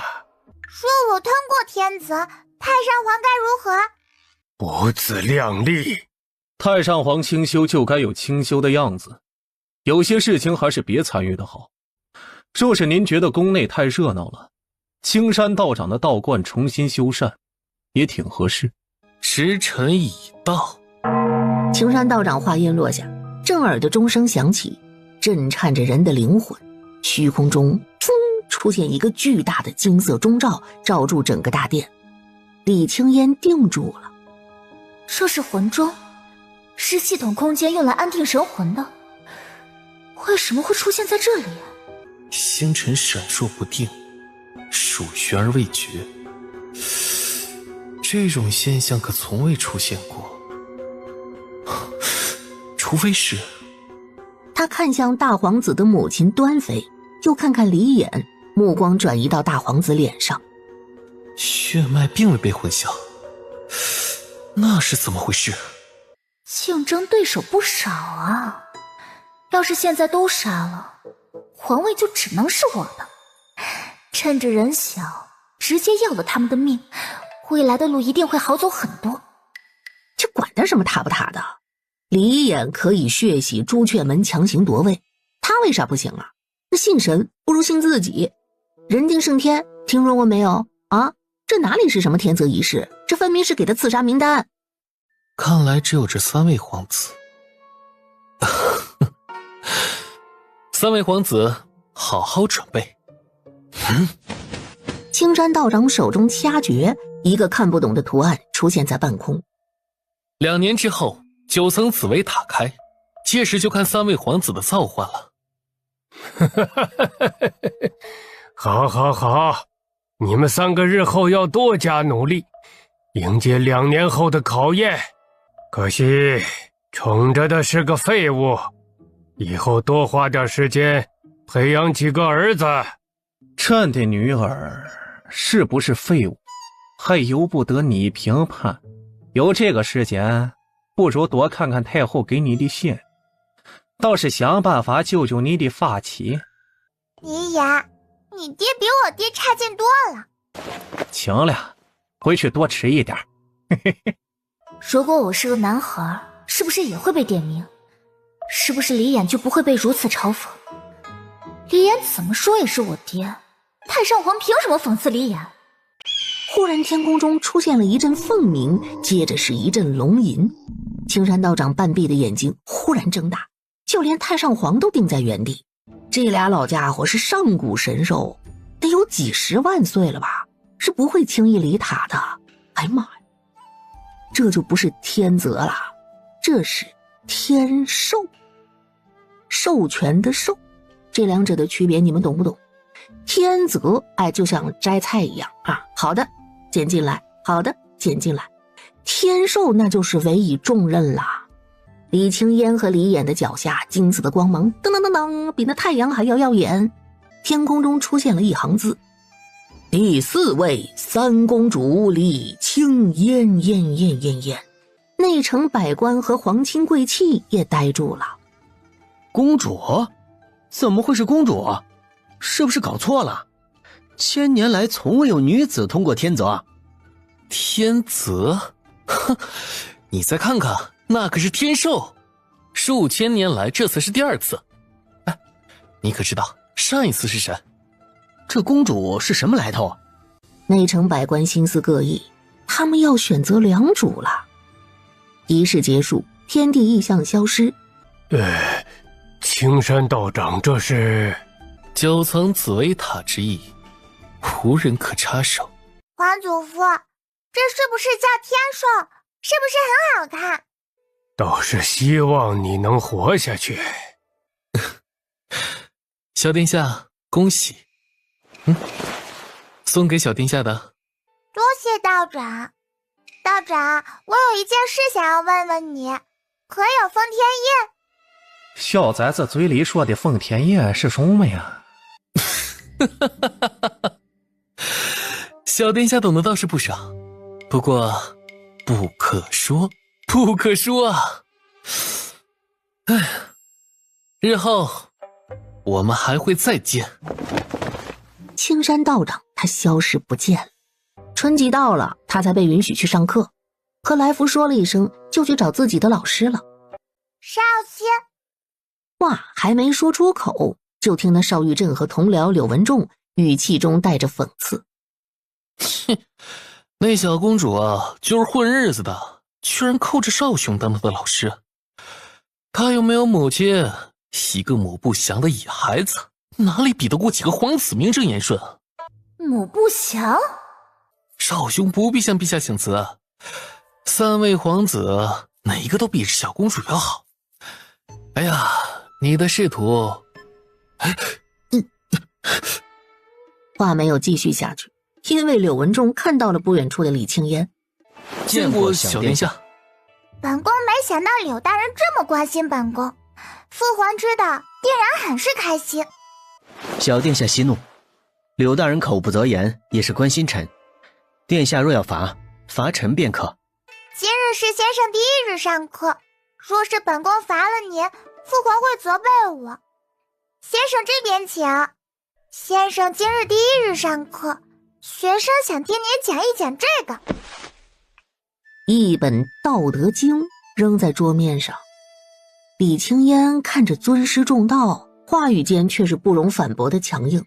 就对于一个3岁的小孩来说，道德经那就相当于天书啊。小殿下，还有什么要问的吗？先生讲得很是明白，不愧是榜眼。他看着邵玉振苍白的脸，这心里总算舒坦了点。哼，真以为他不会罚人吗？他只要不说下课，邵玉振就得一直站着给他念。4个小时只是小惩大戒。先生歇一歇，学生有些问题想问先生。殿下问便是，臣定当知无不言。原来也是个聪明的，不是书呆子。先生属于哪位？大皇子。那先生是否不愿意教导我？我与小殿下只是立场不同，却不代表不愿意教导小殿下。不是罚了邵玉振了吗？怎么还这么苦恼呢？老邓眼线真多。爹，要是想杀他可否行？暂时不行，他父亲是大半文臣的老师，杀了简单，可一旦有漏洞了，那就会麻烦。除非你拿一个合适的罪名。算了，让他继续当我的老师。夜半时分，咚咚咚几声鼓响，震得李青烟直接吓醒。小崽子，别怕。陛下，有人敲通天谷鸣冤。有人告御状，通天鼓响，百姓有冤。燕旭再带人进来的时候，身上带着血。陛下，人带到了。燕旭，你受伤了吗？小殿下，臣很好，并未有事。方才他们去领人的时候，一群黑衣人要杀击鼓的人，敢在皇宫的门口杀人，这跟摸老虎屁股有什么区别呀？你有把皇上放在眼里吗？你看，李眼的眼里开始喷火了。你是什么人？草民红颜见过陛下公主，求陛下救救欺南县的百姓吧。赈灾粮款没有发放过去吗？什么都没有，草民的学生饿死大半。红颜是个教书的，见到一直没有人来救助他们，就联络了几个年轻的同乡一起往京城赶。可谁知道半路遇到了暗杀，5个人剩下3个，好不容易到了京城，以为安全了，却在5日前又遭遇围杀，就只有红颜一个人活着逃走，而后扮成一个疯疯癫癫的乞丐，一直到今日才找到机会击响了通天鼓。来人，去把赵铎、刘思利的家里人叫来，带着他们的文书。赵刘2家长子还不知道发生了什么，就只能在地上跪着。又过了半个时辰，几个宫女看完了。陛下，属下们查看了笔记，奏折上的字并非出自赵刘2位大人之手，而是有人故意模仿他们的笔记书写。好，赈灾的粮款不翼而飞了，派去赈灾的大臣毫无踪迹，还有人模仿笔记隐瞒上听。好，这真是太好了，这幕后的黑手是要遮住整个天哪。父女俩都想杀人。陛下，时辰晚了一些。赵刘2位大人的公子。父皇，我困了。爹，天气太热了，你后日大婚之后，咱们去避暑行不行？可行。李青烟眼睛一转，李眼就知道他要干什么，这是想要他亲自去看看。这个想法和李眼不谋而合。老登看来也想杀人。先生，学生输了这么多都没有失去耐心，您作为先生怎么能这么早就不耐烦了？陛下大婚不让你外出，忍过这些日子就好。先生，最近外面可有流民？南方传来的消息，赈灾不错，百姓并未受苦，城外因此没有流民。听到他这话，李青烟的眼神暗淡下来，那就是没有人跑出来啊，他觉得浑身都在发冷。小殿下，你怎么做这儿啊？很无聊。燕旭，你和我爹同岁，怎么不成婚啊？小殿下是个善良的孩子，臣此生都会一个人守护陛下和小殿下就足够了。陛下是一个很好的人。李青烟僵住，为什么他从燕旭的话里听出了不该有的情绪啊？是他听错了吗？是他想多了吗？还是说是他不纯洁了吗？燕旭，你是不是有什么秘密啊？秘密是吗？每个人都有藏在心底的那点事情，有些秘密说出去和不说出去都是一样的，可是有些秘密说出去那就是万劫不复。宫墙上可以看到外边今日很热闹，小殿下要不要去啊？总不能一直坐在这儿。至于这燕旭和李眼认识多久了呢？他自己算算，好像久到他们的年纪再加10个月。那个时候大禹还没有成立，他们2家都是远离皇城的落魄家族。小殿下呢？李衍换了一身青黑色的衣衫，在夜里急匆匆赶回勤政殿，生怕李青燕被烟火吓着。结果人不在。回陛下的话，燕将军领着小殿下去宫墙上玩了。刚刚登上宫墙，就见燕旭抱着李青烟，两人的脸被烟火照亮。李青烟她小啊，得困呢，不知不觉就睡过去了。陛下。李衍没有责备，只是说回勤政殿。等到再一次醒过来，不对劲儿，这不是勤政殿的床，这个时辰不应该是早朝吗？李衍，你干什么？放我下来！你刚娶了皇后就要把我卖了！小崽子，玩疯了？忘记要去避暑山庄了？切！李青烟收起白眼儿，没想到李衍的速度这么快，这才第2天就去避暑山庄吗？我也去。他也要去南七县，可是李衍不让他去。不成，那里危险，你有地方去。爹，我听话，那地方危险，我就不去了。不对，10万个不对！不让他去，只怕又要闹出点幺蛾子，说不定哪天在街道上碰到他跟在身后呢。一想到这儿，李衍汗毛竖起来，那孩子不出声，指定在作妖。跟着可以哦，不准乱跑。最终李衍妥协了。李衍，燕旭怎么没来？小崽子去哪儿都要带上燕旭不成吗？啊，他自有他的事情要去做。马车咯啦哒咯啦哒咯啦哒咯啦，速度也不算慢。李青烟坐不住，就让红颜给他讲书。这不愧是多年的教书先生，那讲解起来老有意思。没什么说的时候，红颜就给李青烟讲了讲他们当地的一些事儿。他们是吃人的吗？他们说是献祭给山上的狐仙，那些13岁的姑娘上山之后就消失不见，生死不明。这不是陋习吗？爹，为了所谓的狐仙，让那么多人生死不明，太可恶了。这事儿必须解决喽。你说这谁家还没个闺女啊？他只要一想到自己一手养大的李青烟到了13、14岁被人献了祭，他都想屠城。谢陛下救下那些无辜姑娘。我爹只是做他应该做的，天下百姓都是他的子民，他若知道后坐视不理，那就是德不配位。小殿下，别乱说话。你可闭嘴吧你啊！但凡大一点的家族，这当家人的尊严和规矩那比什么都重要。他是亲眼见到过违背父母意愿的公子被打得皮开肉绽的。如今这皇位怎么来的，谁不知道啊？小崽子胆子倒是越来越大了啊！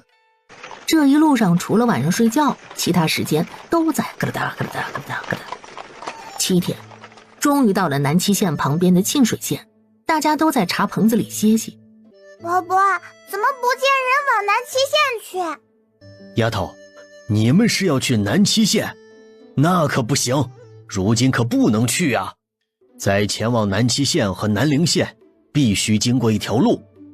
这条路附近多了山匪，凡是过去的人都被打劫一空，那帮人凶残得很，都没见过回来的，而且还没有人管。这条路归南七县管辖，南陵县无权干涉。可南七县最近也不知道出了什么事儿，只让人进不让人出。带这个娃不方便，还是原路回去的好。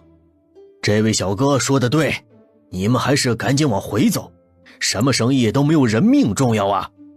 突然，一声哨响，尖锐又刺耳，砰砰砰砰砰砰砰，几个冒着白色烟雾的球滚到他们的中间，还没等踢出去，众人只觉身上一软，昏死过去。大哥，这里有个娃娃，钱财带走，还有这个孩子也带走。哎呦，这娃娃肯定是头疼了，柳大夫快给看看。柳大夫把了把脉，这帮混小子，那可是牲畜用的迷药，就指甲盖那么一丁点儿，就能让牛马晕过去。哎，这孩子得亏是被带出来了，要是一直熏着，只怕连命都没了。快把这药粉给这孩子吃下去。李青烟只觉得自己被人扶起来，又往嘴里灌了很苦的东西。他想说话，可没有力气，又迷迷糊糊睡了过去。那大黄狗见他醒过来，热情地往他身上蹭。出了门，李青烟才发现他在一个村子里。这村子呢，是在山里边开辟出来的。小娃娃，你醒了？你是什么人？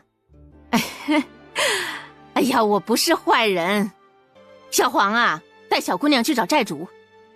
一听到债主这俩字儿，李青烟汗毛全体起立，完蛋了，进土匪窝了。大黄咬着他衣角向前走，李青烟好几次想挣脱大黄，最后直接被叼着往前走。哎呀妈呀，这姿势可太熟悉了，这狗居然和李眼那老邓一个习惯，揪人后脖梗子。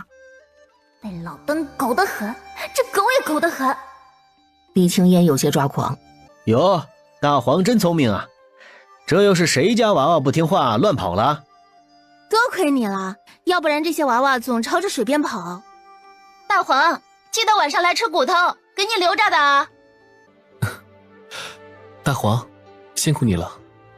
这男人声音好熟啊！哎，李青烟在哪儿听过？是不是觉得大黄不太一样？那你是谁？为什么把我带到这里来？我叫陶建南，是山寨的寨主。这话一出，李青烟手一抖，这是个土匪头子。我们不乱杀害人，不过是形势所迫，不得不上山。我们只是把人迷晕，抢了钱财而已。只不过一些不要命的非要去南七县，没出来也是被扣在那里。那群混蛋，把你带来也是看你被那男人买的，不是丫鬟就是给他的孩子当童养媳，到时候过得人不人鬼不鬼。你还小，那些大户人家不好过活。李青烟有些懵，买？李眼买他？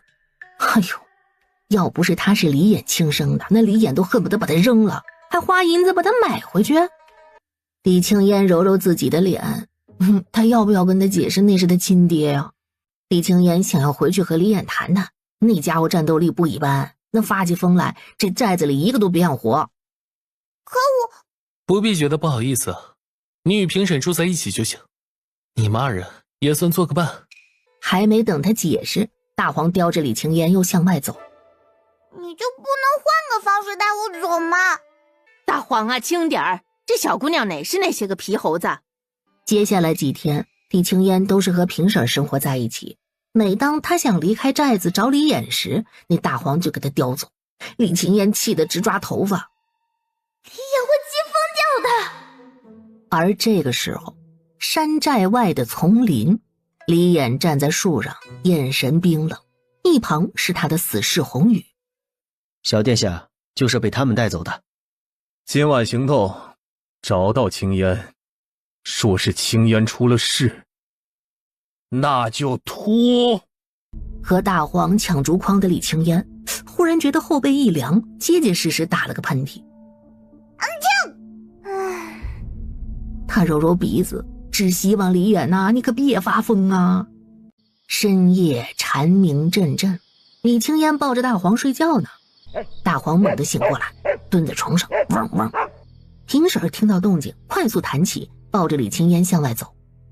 一会儿进到地窖里，我们不喊不准出来，知道吗？杀！里面瞬间响起刀剑相碰的声音，后头的人用同样的方式冲了进去，厮杀声越来越大。李青烟想出去，却被身后的孩子们抓住，冲他摇头：杀了他们！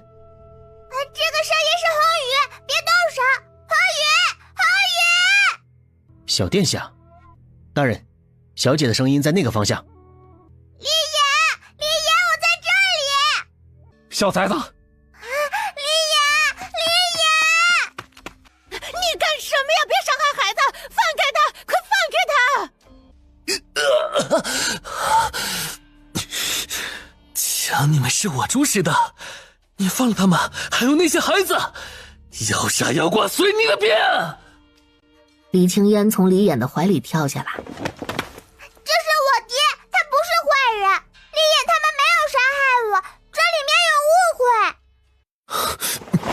抱歉，我不知道大人是来赈灾的。不知者无罪。之前不是有大臣送来赈灾粮吗？为何你们还要上山做了土匪？大人，我们都是良家子，若是能活下去，谁想要上山？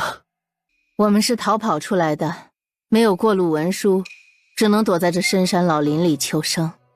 已经有大臣前来赈灾了，你们没见过吗？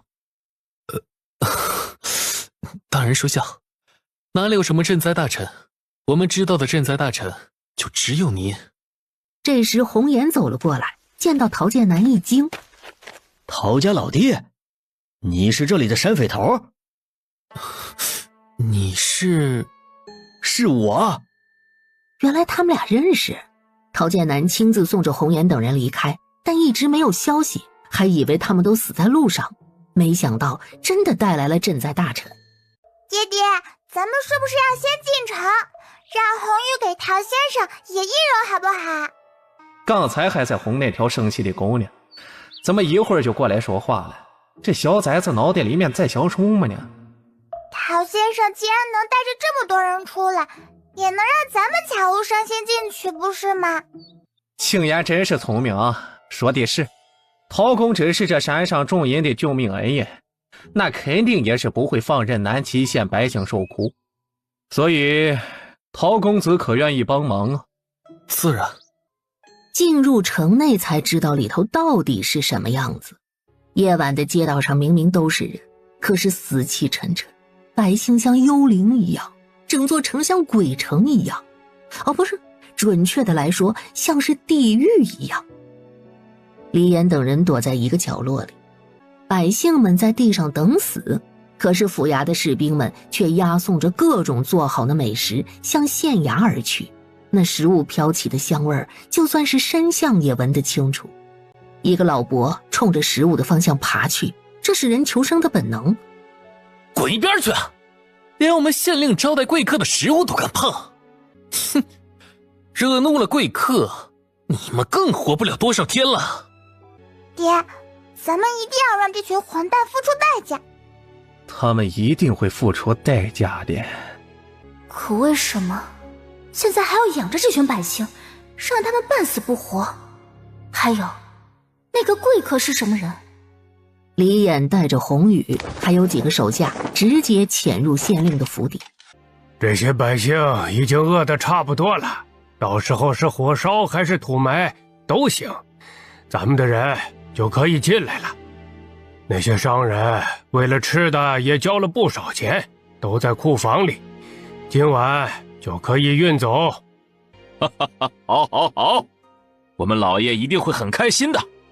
李眼则带着人出去，他倒是想把这俩混蛋给他宰了，但是还不行，因为很多事情没有查清楚，尤其那男的是谁呀？他背后那个人又是谁呀？过了半个时辰，传来几声鸟叫，李青烟迷迷糊糊睁眼，就听到李眼说了2个字：去吧。程岩眨眼间消失不见。爹，这是你们交流的话吗？怎么说的？可以教教我吗？回去让红鱼叫你，不过不好学啊，学不会别耍脾气。李青烟，哼，你瞧不起谁呢？还学不会？学不会他就拆了李眼的书房，又不是没拆过。去。到了亥时3刻，红雨和程岩拿着一堆信出来，李眼随意看了一眼，上面是一些诗句，看起来是密信。眼瞅着快到子时，里头有了动静，但是出来的是5个穿着黑衣的人，进了5辆一模一样的马车，就连灯笼都不一样。5辆马车冲着5个不同的街道，咯哒咯哒咯哒咯哒。李眼他们对地形不熟，没法追。当真谨慎啊！那人去了暖春楼。暖春楼这名字一出，几个男人眼睛齐刷刷看向这小娃娃。这个地方怎么能是一个孩子知道的呢？李眼的眼神看向陶剑南，想杀人。他们叫你什么了？你听着没？你听着没？一股咬牙切齿那味儿。陶剑南有些心虚，哎呦，这赈灾大城的孩子好像被教坏了，可是他也没说啥呀。是评审告诉我的，平生以前是知娘。那小崽子，你可是帮了大忙了，容许你多拆2次书房。这里人多眼杂，除了红宇和程岩，李衍就带着李青烟，其他人全回去了。靠近这里的时候，李衍就发现有人在监视着这一片，其他人藏起来，很大的可能会暴露他们。公子来玩呀！哎呦喂，这怎么还带着一个小姑娘啊？给我们夫人买新的丫鬟，怎么不行？哎呦，哪有，给夫人买个丫鬟当小玩意儿养着，公子也是个爱家之人。呵呵，李青烟嘴角抽抽，真是什么鬼话都可以说呀。然而他们却没有看见对面的楼里有一双眼睛正死死地盯着他们。李衍，那个人上楼了，在4楼。红宇去看看。一眨眼，红宇消失不见了。李青烟揉揉眼睛，他都觉得自己是不是眼花了，看得他一脸崇拜，眼睛不灵不灵的。你学不了，别想了。人在东侧甲字房，捆起来了。红宇的声音猛地响起，速度真快。等你大点的，再让红宇叫你。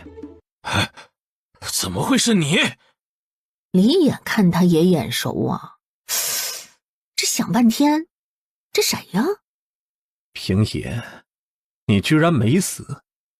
哦，这个平野你们知道是谁不？就是太后那义子，当年背叛导致李衍副将战死，当初交给太后处置，太后居然将人暗中留下了。这背后除了太后以外，还有什么人呢？这样有骨气，那当年怎么那么轻易就背叛李衍呢？李衍抬手杀了他。知道背后之人是太后，他也不想把这人留下。当年死去的兄弟们可不能白死。爹，先别动手。红宇，喂给他。这是一种迷魂药，他特意问柳大夫要的，还真派上用场了。这药一入口，谁派你来的？周家。太后是否参与？没有。太后知道，没管而已。你们背后可还有什么人吗？荀王。拿走赈灾粮和银两，去做什么？是为了……那后头的话还没等说出来，凭空过来几支箭雨，直冲平野的双目、脖颈、胸口，对方就没有打算让平野活下去。红宇带青烟走，快速！红宇没有犹豫，抱着李青烟快速消失了。有人跑了！那是红宇，追不上，只管要了里面人的命就行。跳到房顶上之后，李青烟借着月光才看见，哎呦，那乌泱泱的人呐，数都数不清。他离李衍越来越远，可是他为什么能看见李衍在笑？为什么听到李衍说：“小崽子，安全了。”脑海里的笑容和李衍重合，那些人拉紧了弓箭。红宇，放我下去！小殿下，总要有人活下去。雨滴一样数不清的箭冲向李衍所在的房间。李衍！李青烟大吼一声，一道金色的光像是水波一样冲向四周，即将触碰到李衍的箭矢忽然悬停在半空中，一瞬间时间静止了，就连李青烟和红宇都停在半空。箭矢冲破皮肉的声音响起，李青烟还不等看清发生了什么，就被红宇带走了。他们在城内有一处落脚的地方，那是从前红颜的学堂。我要去找李衍！小殿下，你不能出事。李衍死了，我的家人死了，我的家没了，那些人会怎么对待李衍的尸身？李衍那么骄傲的人，怎么可以万箭穿心？我还没把裸灯踹下皇位呢。就在这个时候，门外有了动静，红宇猛地站起，面对着门口，护住小殿下！众人像是一道道盾牌挡在李青烟的身前。木门打开，露出一条缝，一个人影扑通一声跪在地上，是程岩。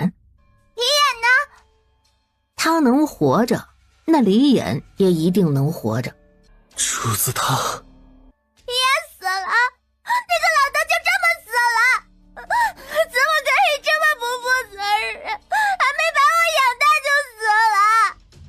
他说自己要给李衍收尸，老登养了他几年，收尸是他该做的。收尸？小崽子，你这是咒我呢？李衍拍拍身上的灰，好端端走进来，还顺手关门。李衍，你还活着，你没死啊！红雨慢慢挪到程岩的身边，给他一脚。进来跪什么跪？主子没事你不告诉他们啊？你进来你跪什么跪啊？程岩一脸无语，哼，他和主子跑的时候脚扭伤了，刚才进门没有站稳，他也不想跪，也没有人给他说话的时间。那小主子说哭就哭，哎呀妈呀，弄得他一脸的无措。我跳进黄河都洗不清了。黄河本来就洗不干净人。李衍，你们是怎么逃出来的？李衍也觉得自己能活下来就是个奇迹。当无数的箭矢冲向他和程岩时，却又在眨眼间全都调了个方向，冲着那些弓箭手去。瞬间那些弓箭手死在箭雨之下，他和程岩才有机会逃出来。不过遇到了一个老熟人，白鹤。白鹤是先太子的下属，先太子死了以后，他在狱中自杀，追随主子而去，没想到是假死脱身。能在层层包围中顺利脱身，没有接应那是绝对不可能做得到的。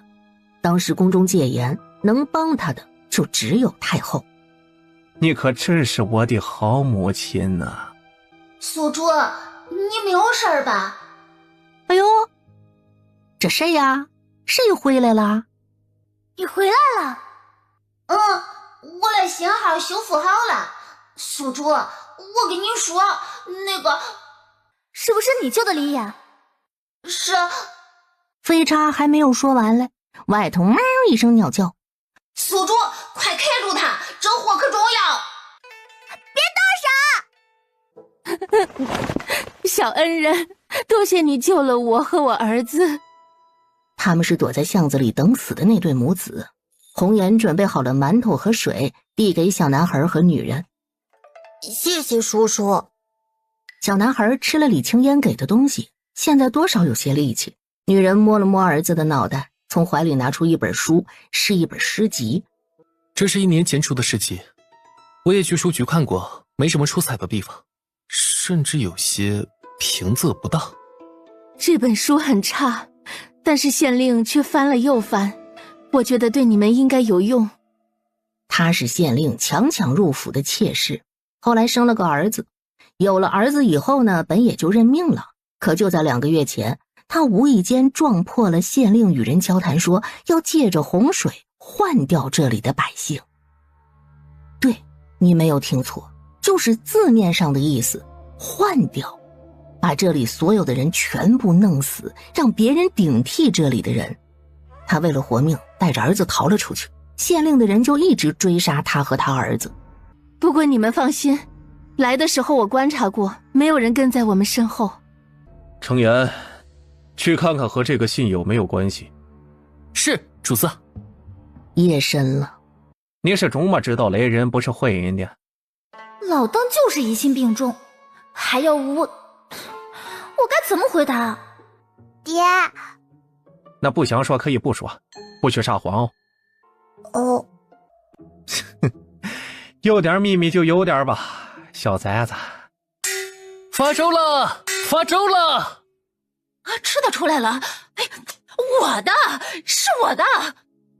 外面吵得很，李青烟他们躲在院子里听得清清楚楚。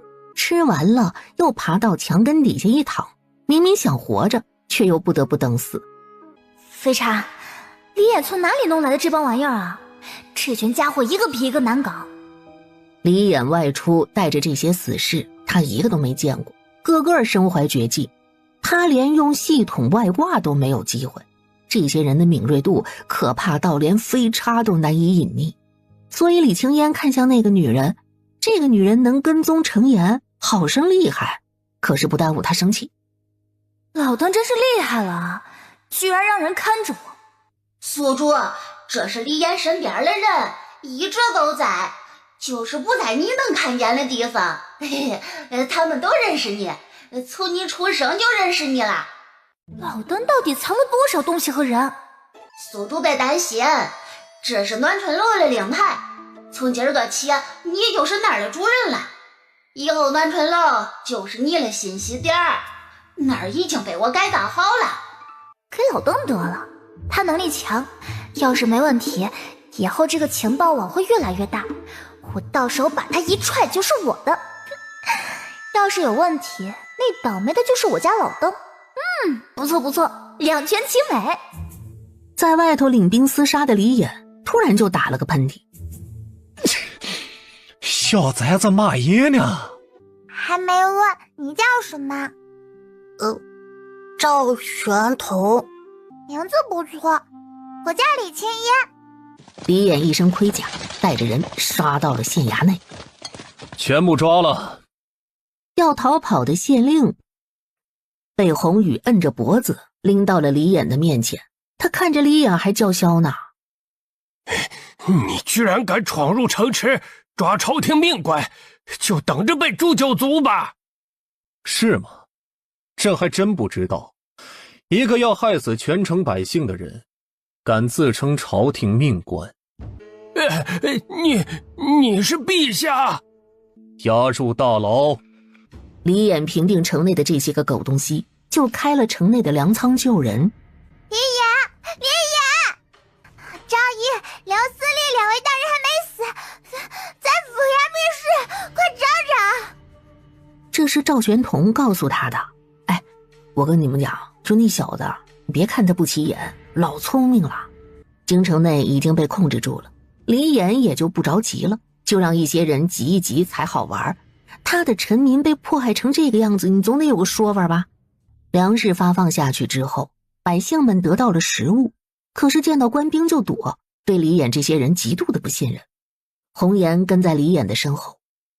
陛下不能怪百姓，他们都险些被害死。是朕无能。李眼，那个狐狸洞咱们是不是该烧了？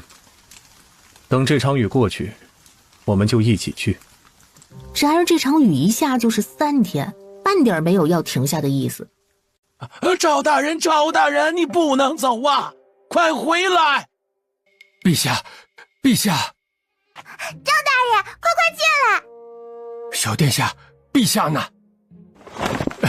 陛下，这南齐县县令根本没有修缮堤坝，这场雨下得太久，堤坝随时可能决堤。说完就晕了过去。哎呀，这是不要命了，不要命了呀！这人根本不能下床啊！红雨、程岩，领着人去修缮堤坝，士兵不够用，那就让百姓一起。李眼不顾阻拦，穿着蓑衣亲自上了堤坝。陛下，您离开吧，属下们会带领士兵加固堤坝。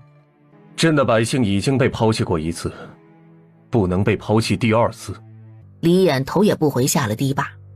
爹，你是不是要去请罪？倒是聪明。百姓对官失望，是因为受过伤害。纵使罪臣被抓，可真正的罪人却是朕。是朕没有察觉，才让歹人有机可乘。爹，我是公主，实民之路，我也同你一起。好，咱们父女2人一同前往。菜市场的中间有一个台子，李眼就站在那儿。朕乃是大禹天子李眼，李七县百姓所遭遇灾祸，乃是我的疏忽，朕愧对南七县百姓。如今天灾将至，洪水滔天，南七河坝一日决堤，周遭5县会瞬间沉入水中。朕不求各位与我等修筑堤坝，只求各位速速撤离。朕将与士兵们守护河堤，与南七县共存亡。几句话过后，是轰隆隆的雷声。我乃大禹公主李青烟，随父皇来此查案。我自愿与父皇守护河堤，请各位父老乡亲撤离。李眼，我是你女儿，你死了可没人护着我。况且带着亲生女儿，不更能体现你的诚意吗？所以李野，咱们共同生死。好，那就同生共死。好像和老邓死在一起也不错，总好过一个人孤独长大。耶，宿主，监测到你的身体快到极限了，我不能撤下去。既然说了那话，我就不能走，走了就是在拆李眼的台。要不，哎呀，野种。雨幕越来越大，李青烟忽然觉得自己头顶没有雨水了。小公主，你还小，去跟孩子们在一起好不好？在这里帮不上忙的。李青烟看向身后，密密麻麻全是人，百姓们拿着工具往那堤坝上赶。我答应了你们。我们都知道，走吧，小公主。女人抱着她，一直到送到了县衙，才转身离开。李青烟抹了一把眼睛，这人的本性就是趋利避害的。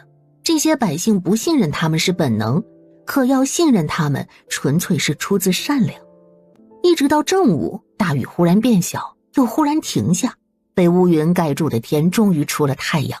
南七县保住了，看，神可胜天。李野，你确定要让他任职吗？哦，说说，有什么不同意的地方啊？他是教书先生，没有治理经验，这不是给他添麻烦吗？这是县衙问书，看他处理的很不错。那看这个，红颜对南溪县格外了解，尤其是他父亲是治水之人，而他也得了父亲真传可以治水，在堤坝上面可是帮了不少的忙。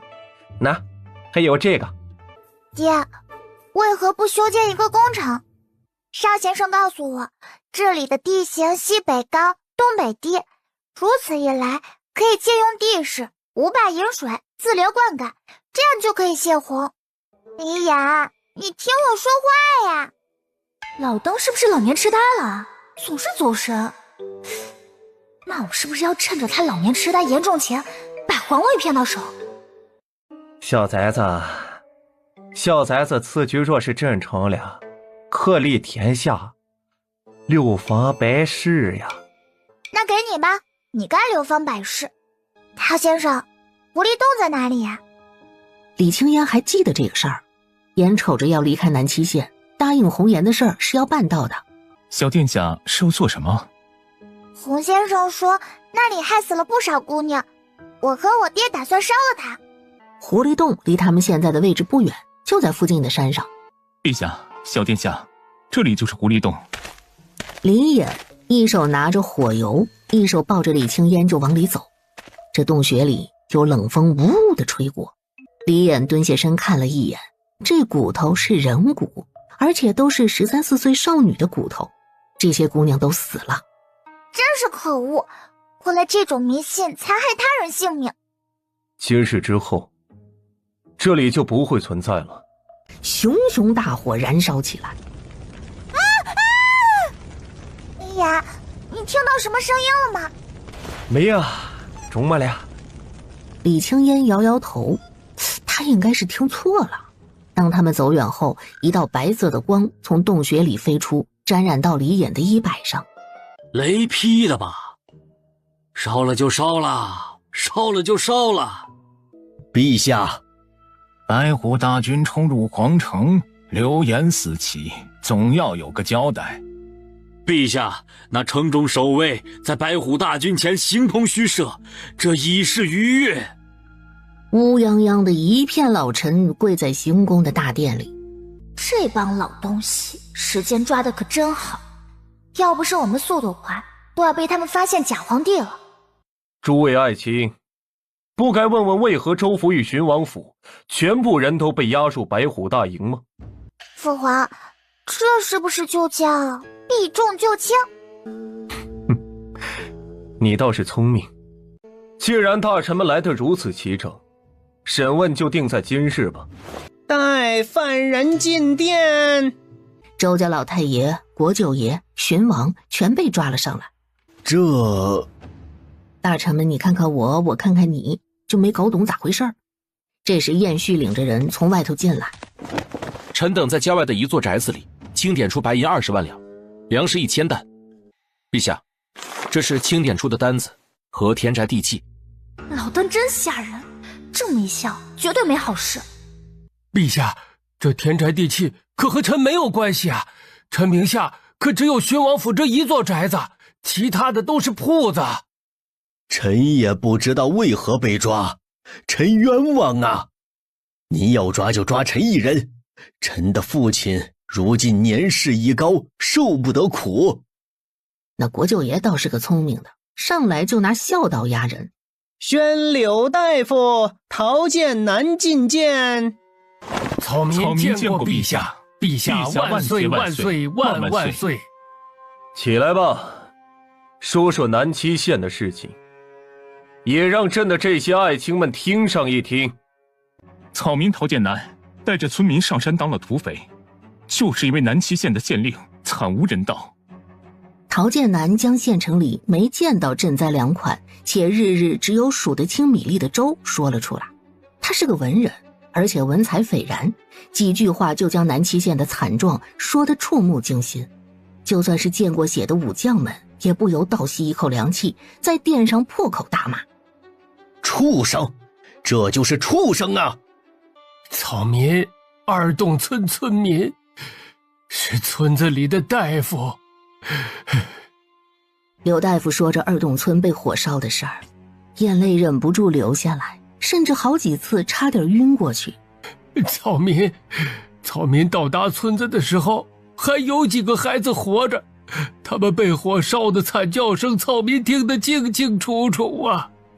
那些人离去之后，草民去救人，可是那房子被铁锁锁着，草民就只能看着活着的人在草民面前被烧死。他们日日夜夜都在草民的梦里伸着手求救啊！大火灭了之后，里面的人都在一块儿，草民都分不清谁是谁呀。最大的老人81岁，最小的孩子才3岁，3岁呀！为首的人是县令和一个年轻男子，那男子草民也没有见过，可县令对他毕恭毕敬。慎一慎，这里可有你认识的人？没有那人。